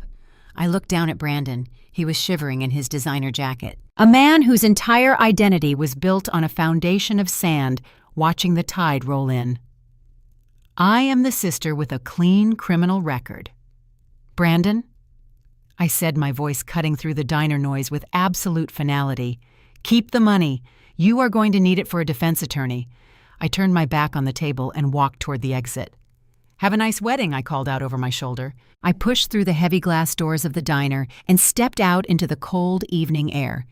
The minor conflict of dealing with my brother's panic was resolved. I had drawn the final boundary. But as I walked to my car, I knew the major conflict was rapidly approaching. Brandon was just the weak link. When Brandon failed to secure my silence, the responsibility would fall back onto the primary architect of the fraud. Richard Clark would not offer a bribe. Richard Clark would demand compliance, and he would not ask nicely. The diner confrontation with Brandon had confirmed the timeline. The federal hold on the Apex digital accounts meant the subpoenas were no longer in transit. They were actively being executed. The Department of Justice was systematically closing the exits, locking down the corporate architecture of Clark Holdings before my parents could move any more capital. Brandon had failed to secure my silence, which meant the hierarchy of the family was about to reassert itself. When the golden child fails, the patriarch steps in to enforce order. I anticipated a phone call. I anticipated a barrage of text messages from my mother demanding an explanation. I did not anticipate a physical ambush. I finished my 12-hour shift at the pediatric intensive care unit the following evening. The hospital parking garage was quiet, the air thick with the smell of exhaust and damp concrete. I drove home on autopilot, navigating the familiar route back to my small rented half-duplex. The neighborhood was working class, a stark contrast to the curated colonial brick of my parents' estate. The lawns were small, the driveways cracked, the streetlights flickering. I turned onto my street and slowed the Honda Civic. As my headlights swept across my property, they illuminated a dark, heavy shape parked illegally, half on the curb and half on my dead brown lawn. It was a black Mercedes luxury sedan. I pulled into the driveway and parked behind it. I turned off the ignition. My heart rate spiked, a sudden cold adrenaline rush flooding my system. I took a deep breath, unbuckled my seatbelt, and grabbed my work bag from the passenger seat. I opened the car door and stepped out onto the cracked concrete driveway. Before I could even close my door, the driver's side door of the Mercedes flew open. My father surged out of the vehicle. He did not walk toward me. He rushed me. The pristine, untouchable image of the real estate mogul was entirely shattered. He wore an expensive wool suit, but the jacket was wrinkled, the tie loosened and hanging askew. His face was flushed a dark, mottled red, a physical manifestation of a man losing control of a narrative he had dictated for decades. The sound of his approach broke the silence of the quiet street. The leather soles of his expensive loafers tapped frantically against the uneven, cracked concrete of my driveway, a sharp, erratic rhythm, signaling his panic. "What did you do?" he demanded. His voice was a guttural shout, rough and abrasive in the cold night air. He did not ask what had happened. He did not ask what the federal agents had told him. He asked, "What did you do?" The narcissist's prayer executed in real time the immediate instinctual projection of guilt onto the victim. In his mind, the crime was not the 13 years of identity theft and financial fraud he committed. The crime was that I had refused to remain a silent casualty. He closed the distance between us, stopping just a few feet away, invading my personal space. His chest heaved. I could smell the sharp tang of stale coffee and panicked sweat radiating off him. "I told the truth, Dad," I said calmly. My voice did not rise to meet his. I kept my tone level, anchoring myself against the wave of his aggression. I handed over the joint account ledgers, the LLC formation documents, and the deed to the Breckenridge cabin. His eyes widened, the red flush deepening across his cheekbones. "You submitted the documents," he hissed, the realization settling over him like a physical weight. "You actually went to the authorities. Do you have any idea what you have triggered? The banks are locking the commercial accounts. The IRS is demanding emergency audits on Clark Holdings." He took another step forward, his body language aggressive, looming over me. He raised his right hand, pointing a trembling finger directly at my face. "You are going to fix this, Madison. You are going to call whoever you spoke to at the loan servicer. You are going to sign a sworn legal affidavit stating that you authorized the transfers to the LLC and that the secondary loan on the cabin was a family business arrangement. You will claim the signature on the hardship deferments was a joint decision. If you do not retract those documents, the DOJ is going to freeze every single liquid asset we possess by tomorrow morning. The sheer audacity of his demand suspended reality for a brief moment. He was not asking for a favor. He was not begging for mercy. He was issuing an order. He was looking at the daughter he had forced into poverty, the daughter whose credit score he had weaponized, and demanding she commit federal perjury to save the luxury vacation home he built with her stolen future. He believed the conditioning of my childhood, the subservience, the obedience, the fear of his anger was still intact. He believed I was still the quiet girl hiding in the basement. I stared into the eyes of the man who had poured a glass of single malt scotch, handed me a $50 gift card, and told me to bootstrap my life. "I am not signing an affidavit, Dad," I replied, my voice hard and unyielding. "You forged my signature. You forged Grandma Evelyn's signature. I am not committing perjury to cover up your federal wire fraud." The refusal broke whatever remaining restraint he possessed. The realization that his authority had evaporated triggered a desperate physical reaction. He lunged forward. He did not strike me, but he moved aggressively to bypass me, aiming for the front door of my duplex. He intended to force his way into my home, to corner me in my own living room, to use physical intimidation and sheer proximity to break my resolve until I agreed to contact my lawyer and retract the fraud packet. I sidestepped his lunge. I planted my feet firmly on the concrete, positioning my body directly between him and the wooden steps leading to my front porch. I dropped my work bag onto the driveway. I raised both my hands, palms out, establishing a hard physical boundary. "If you take one more step toward that door, I am calling the police," I stated. The absolute conviction in my voice stopped him dead in his tracks. He froze, his expensive loafers halting on the cracked concrete. He looked at me, really looked at me, perhaps for the first time in his life. He did not see the obedient scapegoat.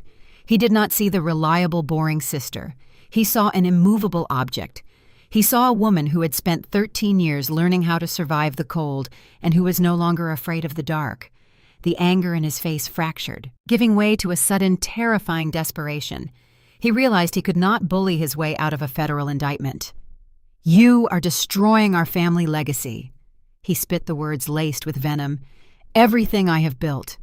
Everything your mother and I have worked for. You are tearing it down because you are selfish."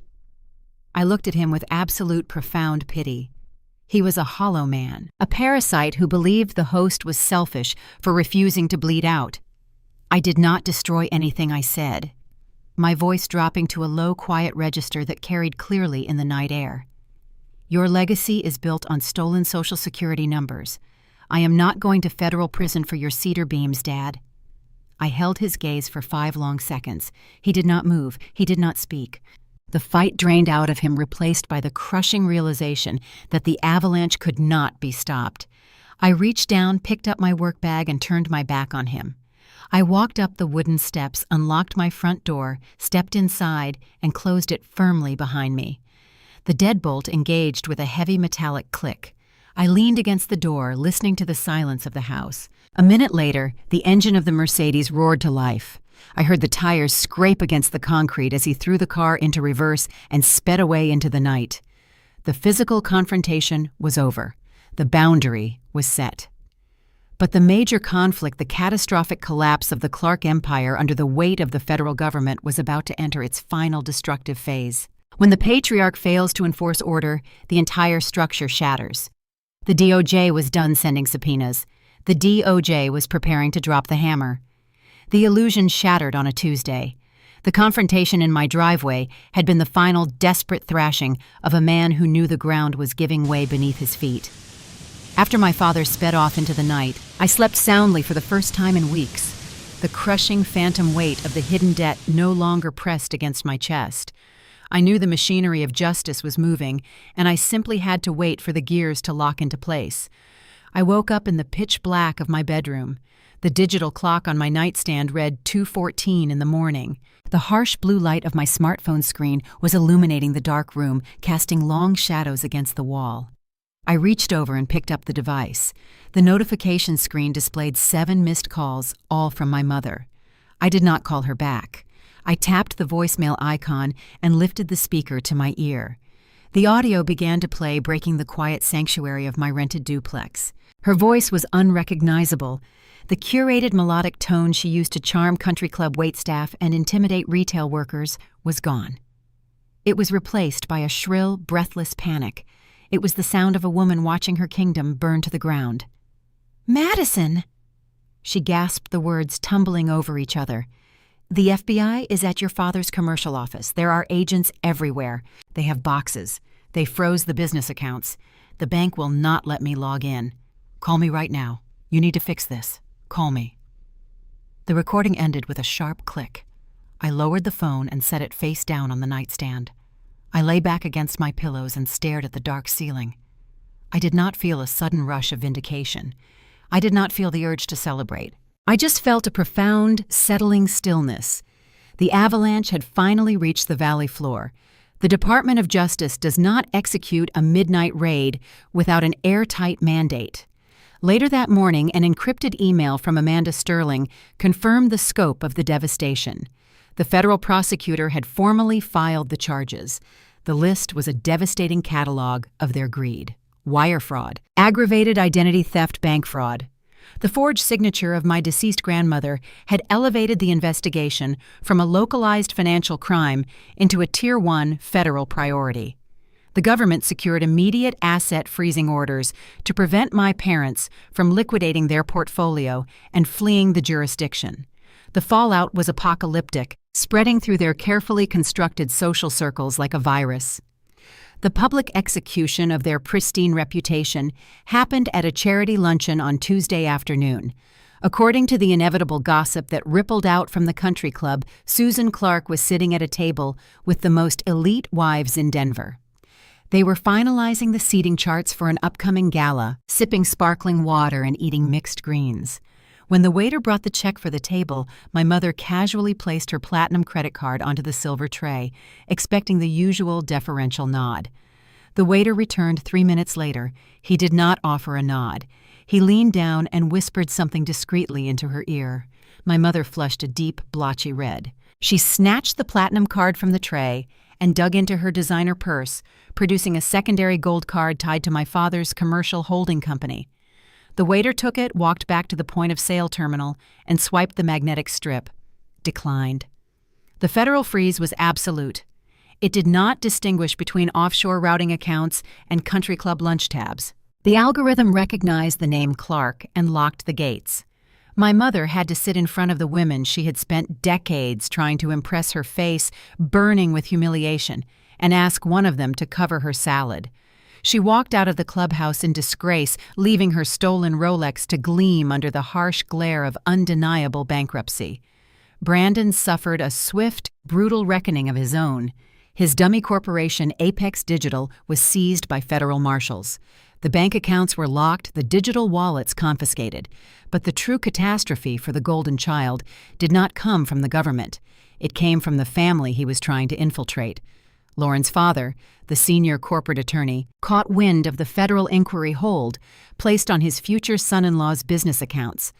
A man who orchestrates multi-million-dollar mergers does not ignore a red flag of that magnitude.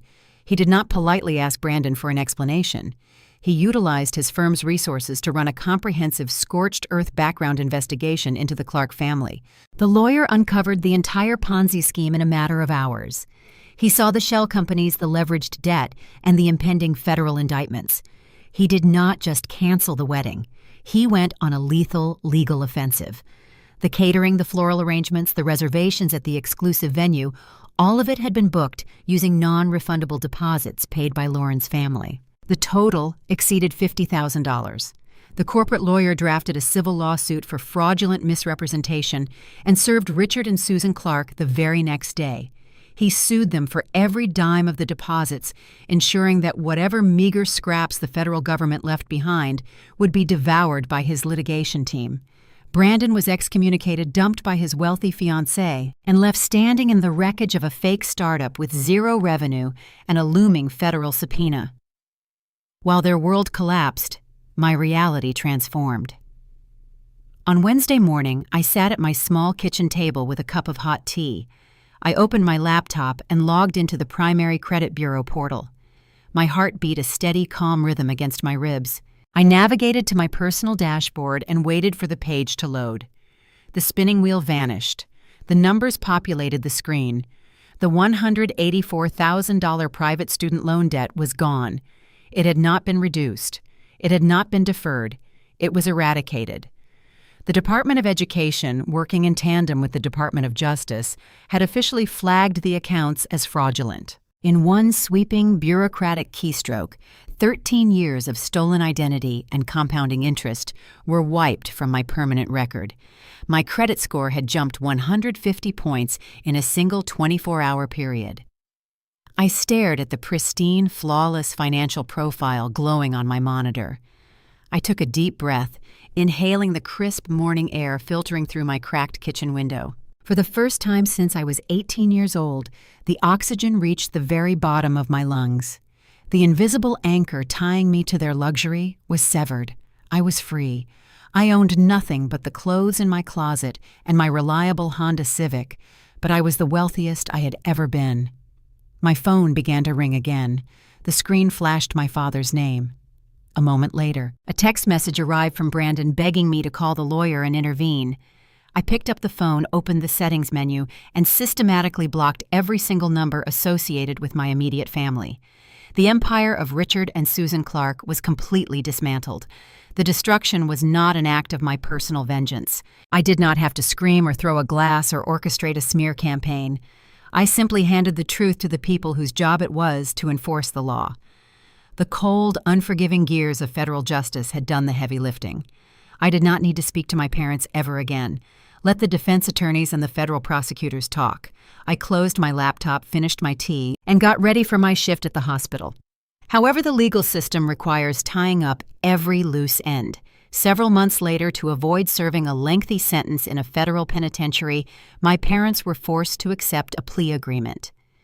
Part of that grueling restitution process required my physical signature on a final victim's release document. The court mandated a final supervised meeting.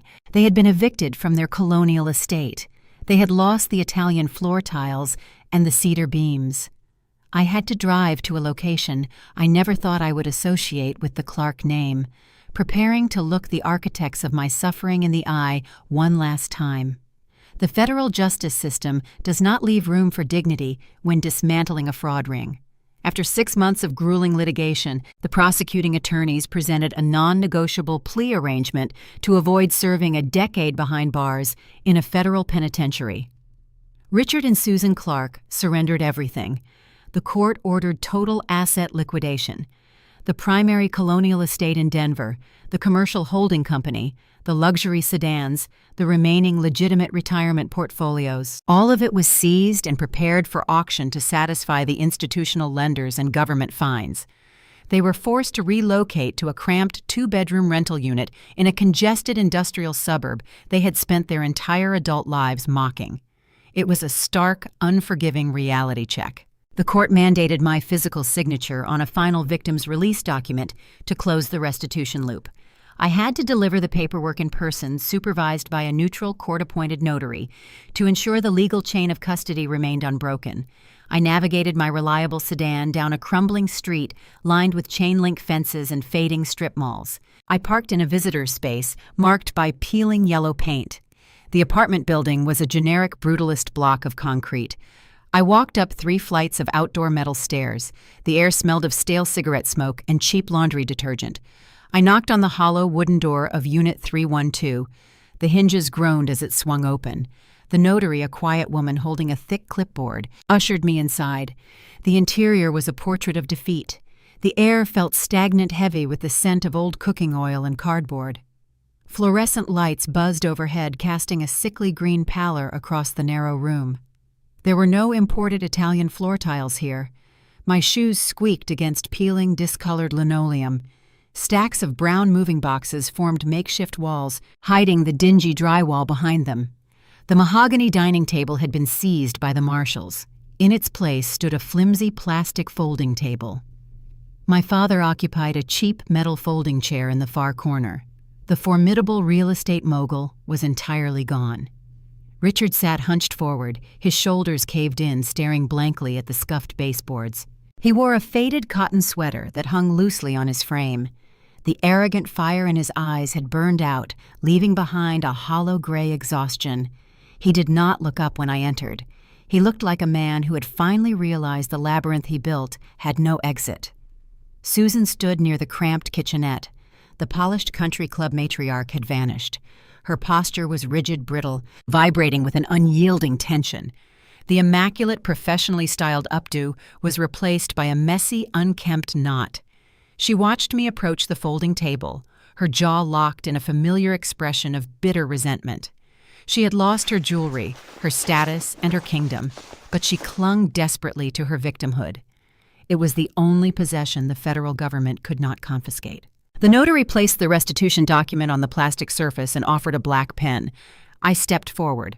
I did not say a word. I signed my name on the designated line, officially releasing them from any further civil liability regarding the student loan theft. The government had taken their wealth. I was simply closing the book on my personal involvement. I slid the paper across the table toward my mother for her acknowledging signature. She picked up the pen. Her hand trembled slightly as she scratched her name onto the page. She leaned forward, closing the physical distance between us, and spoke in a low, venomous whisper. "I hope you are happy," she hissed, her voice vibrating with misdirected fury. "You destroyed us!" I looked at the woman who gave birth to me. A week ago, a year ago, a decade ago, those words would have pierced my armor. I would have felt the sudden desperate urge to argue, to defend myself, to list the exact mechanics of their crimes to prove my innocence. But yelling is a frantic demand to be heard by someone who refuses to listen. I did not need to yell. The truth was already the heaviest weapon in the room, and it had already leveled their entire existence. I reached into my leather purse. I bypassed my car keys, my hospital badge, and my phone. I opened my wallet and slid 2 fingers into the very back slot. I extracted the piece of plastic I had carried for 14 years. The edges were frayed and peeling. The magnetic strip on the back was scratched. The printed bookstore logo was faded from a decade of friction. I held the $50 gift card between my index and middle finger. I lowered my hand and placed it gently onto the center of the plastic folding table, right next to the signed federal restitution papers. The distinct click of the plastic hitting the surface echoed in the silent, cramped apartment. My father slowly raised his heavy head. His hollow eyes tracked from the linoleum floor to the plastic table and finally focused on the faded gift card. I watched the recognition dawn on his face. I watched the memory of his own arrogant cruelty strike him, a phantom blow delivered from 14 years in the past.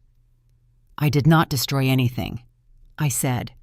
My tone was even carrying the quiet, unshakable authority of a survivor standing over a conquered battlefield. "I survived what you planned for me. Here, bootstrap yourself, Dad." I did not wait for a response. There was nothing left for them to say, and nothing left for me to hear. I turned my back on the folding chairs, the cardboard boxes, and the peeling linoleum. I walked out the hollow wooden door and descended the metal stairs, leaving them entombed in the squalor they had earned. As I drove away from the bleak apartment complex, navigating back toward the highway, I reflected on the final poetic irony of their situation. They were facing this bleak reality entirely alone.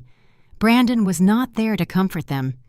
The golden child, the son they had pampered and protected at my expense, had vanished. When the federal freeze liquidated his dummy corporation and Lauren's powerful family initiated their aggressive civil lawsuits, Brandon panicked. The facade of the crypto entrepreneur crumbled under the threat of actual accountability. He packed a single suitcase, abandoned his leased downtown loft in the middle of the night, and fled the state to avoid the incoming barrage of state-level scrutiny. Richard and Susan had sacrificed their loyal, hard-working daughter to build a golden throne for their favorite son, only to watch him abandon them the very second the gold ran out. The familial wreckage was complete. The past was buried under a mountain of federal indictments and broken illusions. I had severed the anchor and walked away clean. But the narrative of my life was not ending in a cramped rental unit. The true payoff, the ultimate assertion of my independence, was still waiting on a snow-covered mountain in Breckenridge. The government was preparing to auction the remnants of the Clark Empire to the highest bidder. I was about to make a real estate purchase that would ensure my parents could never ever forget the name of the daughter they tried to erase. The destruction of the antagonist is only half of the story. Watching a corrupt empire collapse under the weight of its own greed offers a certain grim satisfaction. But survival is not the same thing as victory. The true payoff does not occur when the villain falls. The true payoff happens when the protagonist rises from the ashes, takes the raw materials of their suffering, and builds a fortress that no one can ever breach. The federal liquidation of the Clark estate culminated on a freezing Tuesday morning in late November. The crown jewel of their fraudulent portfolio, the Breckenridge cabin, was scheduled for a public absolute auction. I woke up before dawn, scraped the frost off the windshield of my Honda Civic, and merged onto Interstate 70. The sky was a hard, pale blue. The jagged peaks of the Rocky Mountains were dusted with fresh snow, glaring brightly in the early sunlight. I did not drive up the mountain to bid on the cabin. I had no desire to own a structure financed by my stolen youth. The cedar beams and the freezing floor tiles held nothing but ghosts. But I had spent hours in Amanda Sterling's office poring over the county property deeds, the architectural blueprints, and the municipal plat maps. In doing so, I discovered a fatal, arrogant flaw in my father's grand design. Richard Clark was a man who believed the rules applied to everyone except him. When he hired the contractors to pave the sprawling, winding gravel driveway leading from the main mountain road up to the cabin entrance, he routed the path across a narrow, vacant strip of adjacent land. He did not own that land. He assumed he could bully the owner into selling it to him later for pennies, or simply claim adverse possession through continuous use. But the federal freeze hit before he could secure the title. The vacant dirt lot remained in the hands of a local municipal bank, which had foreclosed on the original owner years prior. That specific parcel of dirt was scheduled for a municipal tax auction on the exact same morning the federal marshals were auctioning the cabin. I pulled my car onto the shoulder of the mountain road. A crowd of wealthy real estate investors, bundled in thick wool coats and designer scarves, milled around the front porch of the cabin. A bright red sign bearing the words "Absolute Auction" was hammered into the frozen earth near the entryway. The federal auctioneer stood on the stone steps, a portable microphone in his hand, preparing to sell my parents' pride and joy to the highest bidder. I ignored the crowd. I walked 100 yards down the road to a folding table set up by a county clerk handling the municipal tax sales. There were no crowds here, no millionaires looking for a luxury ski retreat. It was just a cold government official holding a clipboard. I registered for the secondary auction. When the bidding opened for the vacant parcel of land, I raised my hand. I used a standard first-time homebuyer grant and the leverage of my pristine, newly restored credit score to secure the purchase. The final price was a fraction of what the cabin was worth. The clerk stamped the deed and handed me the transfer paperwork. I stood on the frozen dirt, the icy mountain wind biting at my cheeks, and watched the federal auctioneer drop his gavel. A wealthy developer from California purchased the cabin for just under $3 million. The crowd applauded. The developer shook hands with the federal liquidators, smiling at his new luxury acquisition. He had no idea that his $3 million architectural masterpiece was essentially landlocked. The brilliance of the maneuver unfolded over the next 48 hours. When the developer's legal team attempted to finalize the title transfer and secure the deed, the surveyor report flagged a critical issue. The property lacked legal egress. The only physical way to drive a vehicle from the public road to the front door of the cabin required crossing the dirt lot I had just purchased. My father had never secured an easement. The federal creditors and the furious California developer were forced to the negotiating table. They could not use the driveway. They could not park their luxury vehicles, and they could not access the luxury estate without my explicit legal permission. They contacted Amanda. They expected a bitter, drawn-out legal battle. They expected extortion. I offered neither. I granted them a permanent driveway easement, but I dictated the exact terms, the timeline, and the financial compensation for the access rights. I held the ultimate leverage over the physical monument of my parents' greed. I forced the federal liquidators, the people tasked with erasing the Clark empire, to recognize my authority. I cemented my power over the final remnant of their legacy, turning their arrogant oversight into the cornerstone of my financial independence. A month later, the snow in Denver began to melt, giving way to the early tentative signs of spring. I walked into the lobby of a local title company. I was not wearing hospital scrubs, and I was not sitting in a beige cubicle bracing for a rejection letter. I wore a tailored coat and carried a sleek leather portfolio. I sat down in a quiet, sunlit conference room. A real estate attorney slid a thick stack of closing documents across the polished table. This was not a joint emergency account. There were no dummy corporations, no hidden ledgers, and no forged digital signatures. Every single page required wet ink. I picked up the heavy fountain pen. I read every line of the mortgage agreement. I signed my full legal name, Madison Marie Clark, over and over again. The ink flowed smoothly onto the thick paper. My credit was flawless. My debt-to-income ratio was perfect. I finished the final page, placed the pen down, and the attorney handed me a small, unassuming manila envelope. I drove to the residential neighborhood on the western edge of the city. The streets were quiet, lined with mature oak trees and modest, well-kept properties. I pulled into the concrete driveway of a single-story, three-bedroom house. It had a wide front porch facing the foothills of the Rocky Mountains. The exterior was painted a soft, muted blue. It was not a sprawling estate. It did not have a chef kitchen or a built-in stone fire pit. It was just a house, but it was mine. I walked up the wooden porch steps. The afternoon sunlight warmed the wooden planks beneath my boots. I opened the manila envelope and tipped it over. A set of heavy brass keys fell into my palm. I gripped the metal. The keys felt solid, carrying a satisfying, undeniable weight. I remembered the biting, icy shock of the imported floor tiles at the Breckenridge cabin. I remembered the damp, mildew chill of the basement apartment where I spent my college years shivering under cheap blankets. Those sensations belonged to a different lifetime. The metal in my hand radiated a quiet, steady warmth. I unlocked the front door and pushed it open. The house was empty. The hardwood floors gleamed in the natural light pouring through the uncurtained windows. The air smelled of fresh white paint, clean pine, and dust motes dancing in the sunbeams. I stepped across the threshold and closed the door behind me. The deadbolt engaged with a firm, resounding click. The silence that followed was not the tense, suffocating quiet of my parents' formal dining room. It was the peaceful, expansive silence of a sanctuary. I stood in the center of my empty living room. My name was the only one on the deed.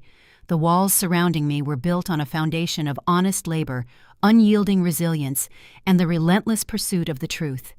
If you have ever had to burn down your family tree to plant your own garden, you know the profound peace that comes after the fire. You know that the smoke eventually clears, leaving behind a soil rich and ready for new growth. The people who share your bloodline do not automatically own the rights to your future. Loyalty is not a currency that can be extorted, and love is not a debt you have to repay with your identity. I am not the ugly sister. I am not the quiet scapegoat. I am not the silent bank funding someone else's illusion. I am the architect of my own life. I laid the bricks, I poured the concrete, and the foundation I built cannot be stolen. If this story reminded you of your own battles, if you have ever had to stand your ground against the people who were supposed to protect you, hit subscribe and drop a comment below. Share this with someone who needs to hear it. And remember, sometimes the best investment you can ever make is simply walking away. There is an unspoken covenant at the heart of the traditional American family. It is a quiet, sacred promise forged the moment a child is brought into the world.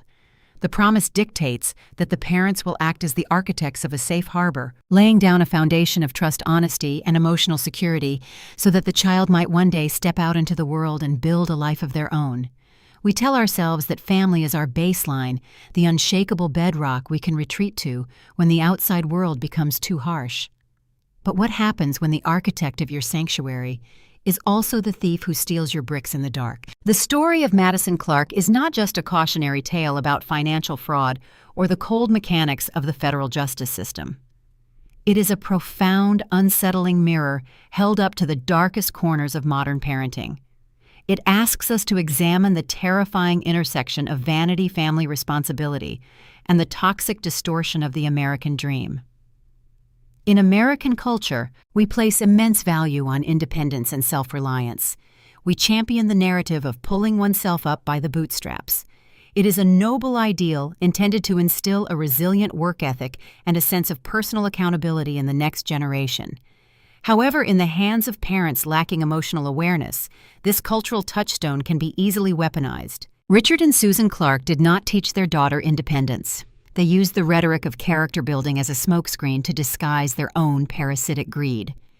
They handed an 18-year-old girl a faded $50 gift card and sent her into a damp basement to freeze, not to teach her the value of $1, but to ensure they had 70,000 of them to spend on custom Italian floor tiles. True long-term guidance for a child requires radical honesty.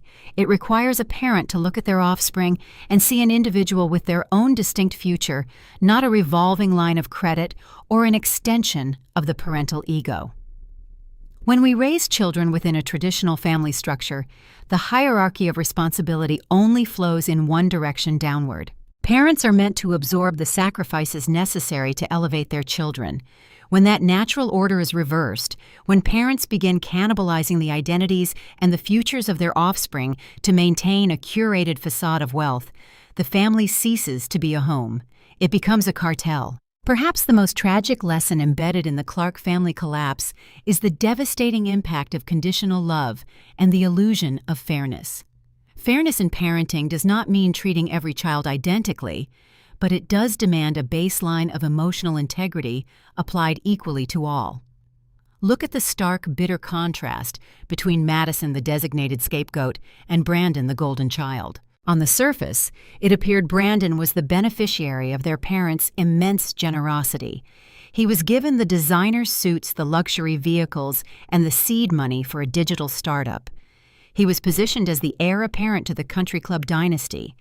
But a lack of emotional awareness in parenting destroys the favorite child just as thoroughly as it destroys the neglected one. Brandon was not loved for who he was. He was financed for how he made his parents look. He was placed inside a gilded cage, strapped with the legal liability of a dummy corporation, and molded into a terrified lapdog who lacked the moral spine to save himself. His parents stripped him of his autonomy just as surely as they stripped Madison of her credit score. By playing their children against one another, Richard and Susan ensured that neither sibling would ever possess the tools to build a genuine, trusting relationship. They traded the sacred bond of family for the shallow validation of their peers, leaving both of their children profoundly alone.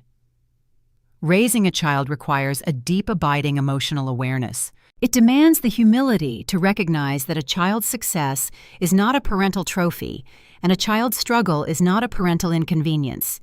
If we want to raise resilient, compassionate adults, we must model transparency. We must show them that a home is defined by the safety felt within its walls, not the price of the cedar beams holding up the roof. The legacy we leave behind is not measured in real estate portfolios or inherited wealth.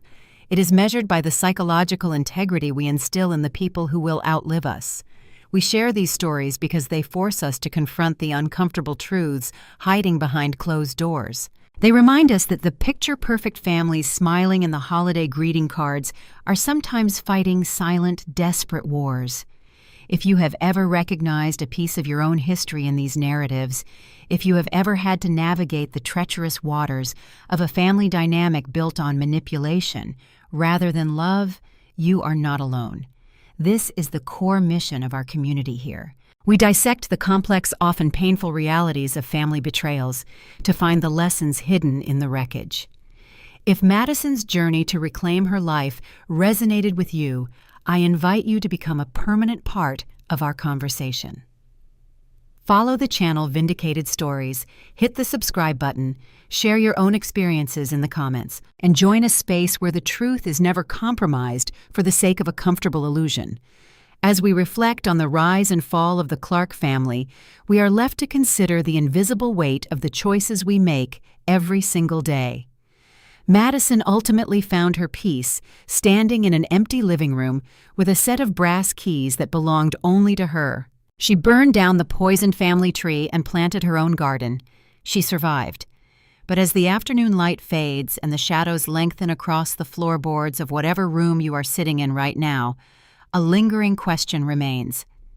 Think about the people you call your family. Think about the lessons you were taught, the burdens you were handed, and the narratives you accepted as truth. Are the walls around you built on a foundation of genuine love? Or are they held together by the quiet, unacknowledged sacrifices of someone who deserved better? We spend our entire lives trying to build a home, often forgetting that a house is just a shelter made of wood and glass. It is the honesty of the people standing inside it that determines whether the structure will stand the test of time or eventually collapse under the weight of its own secrets.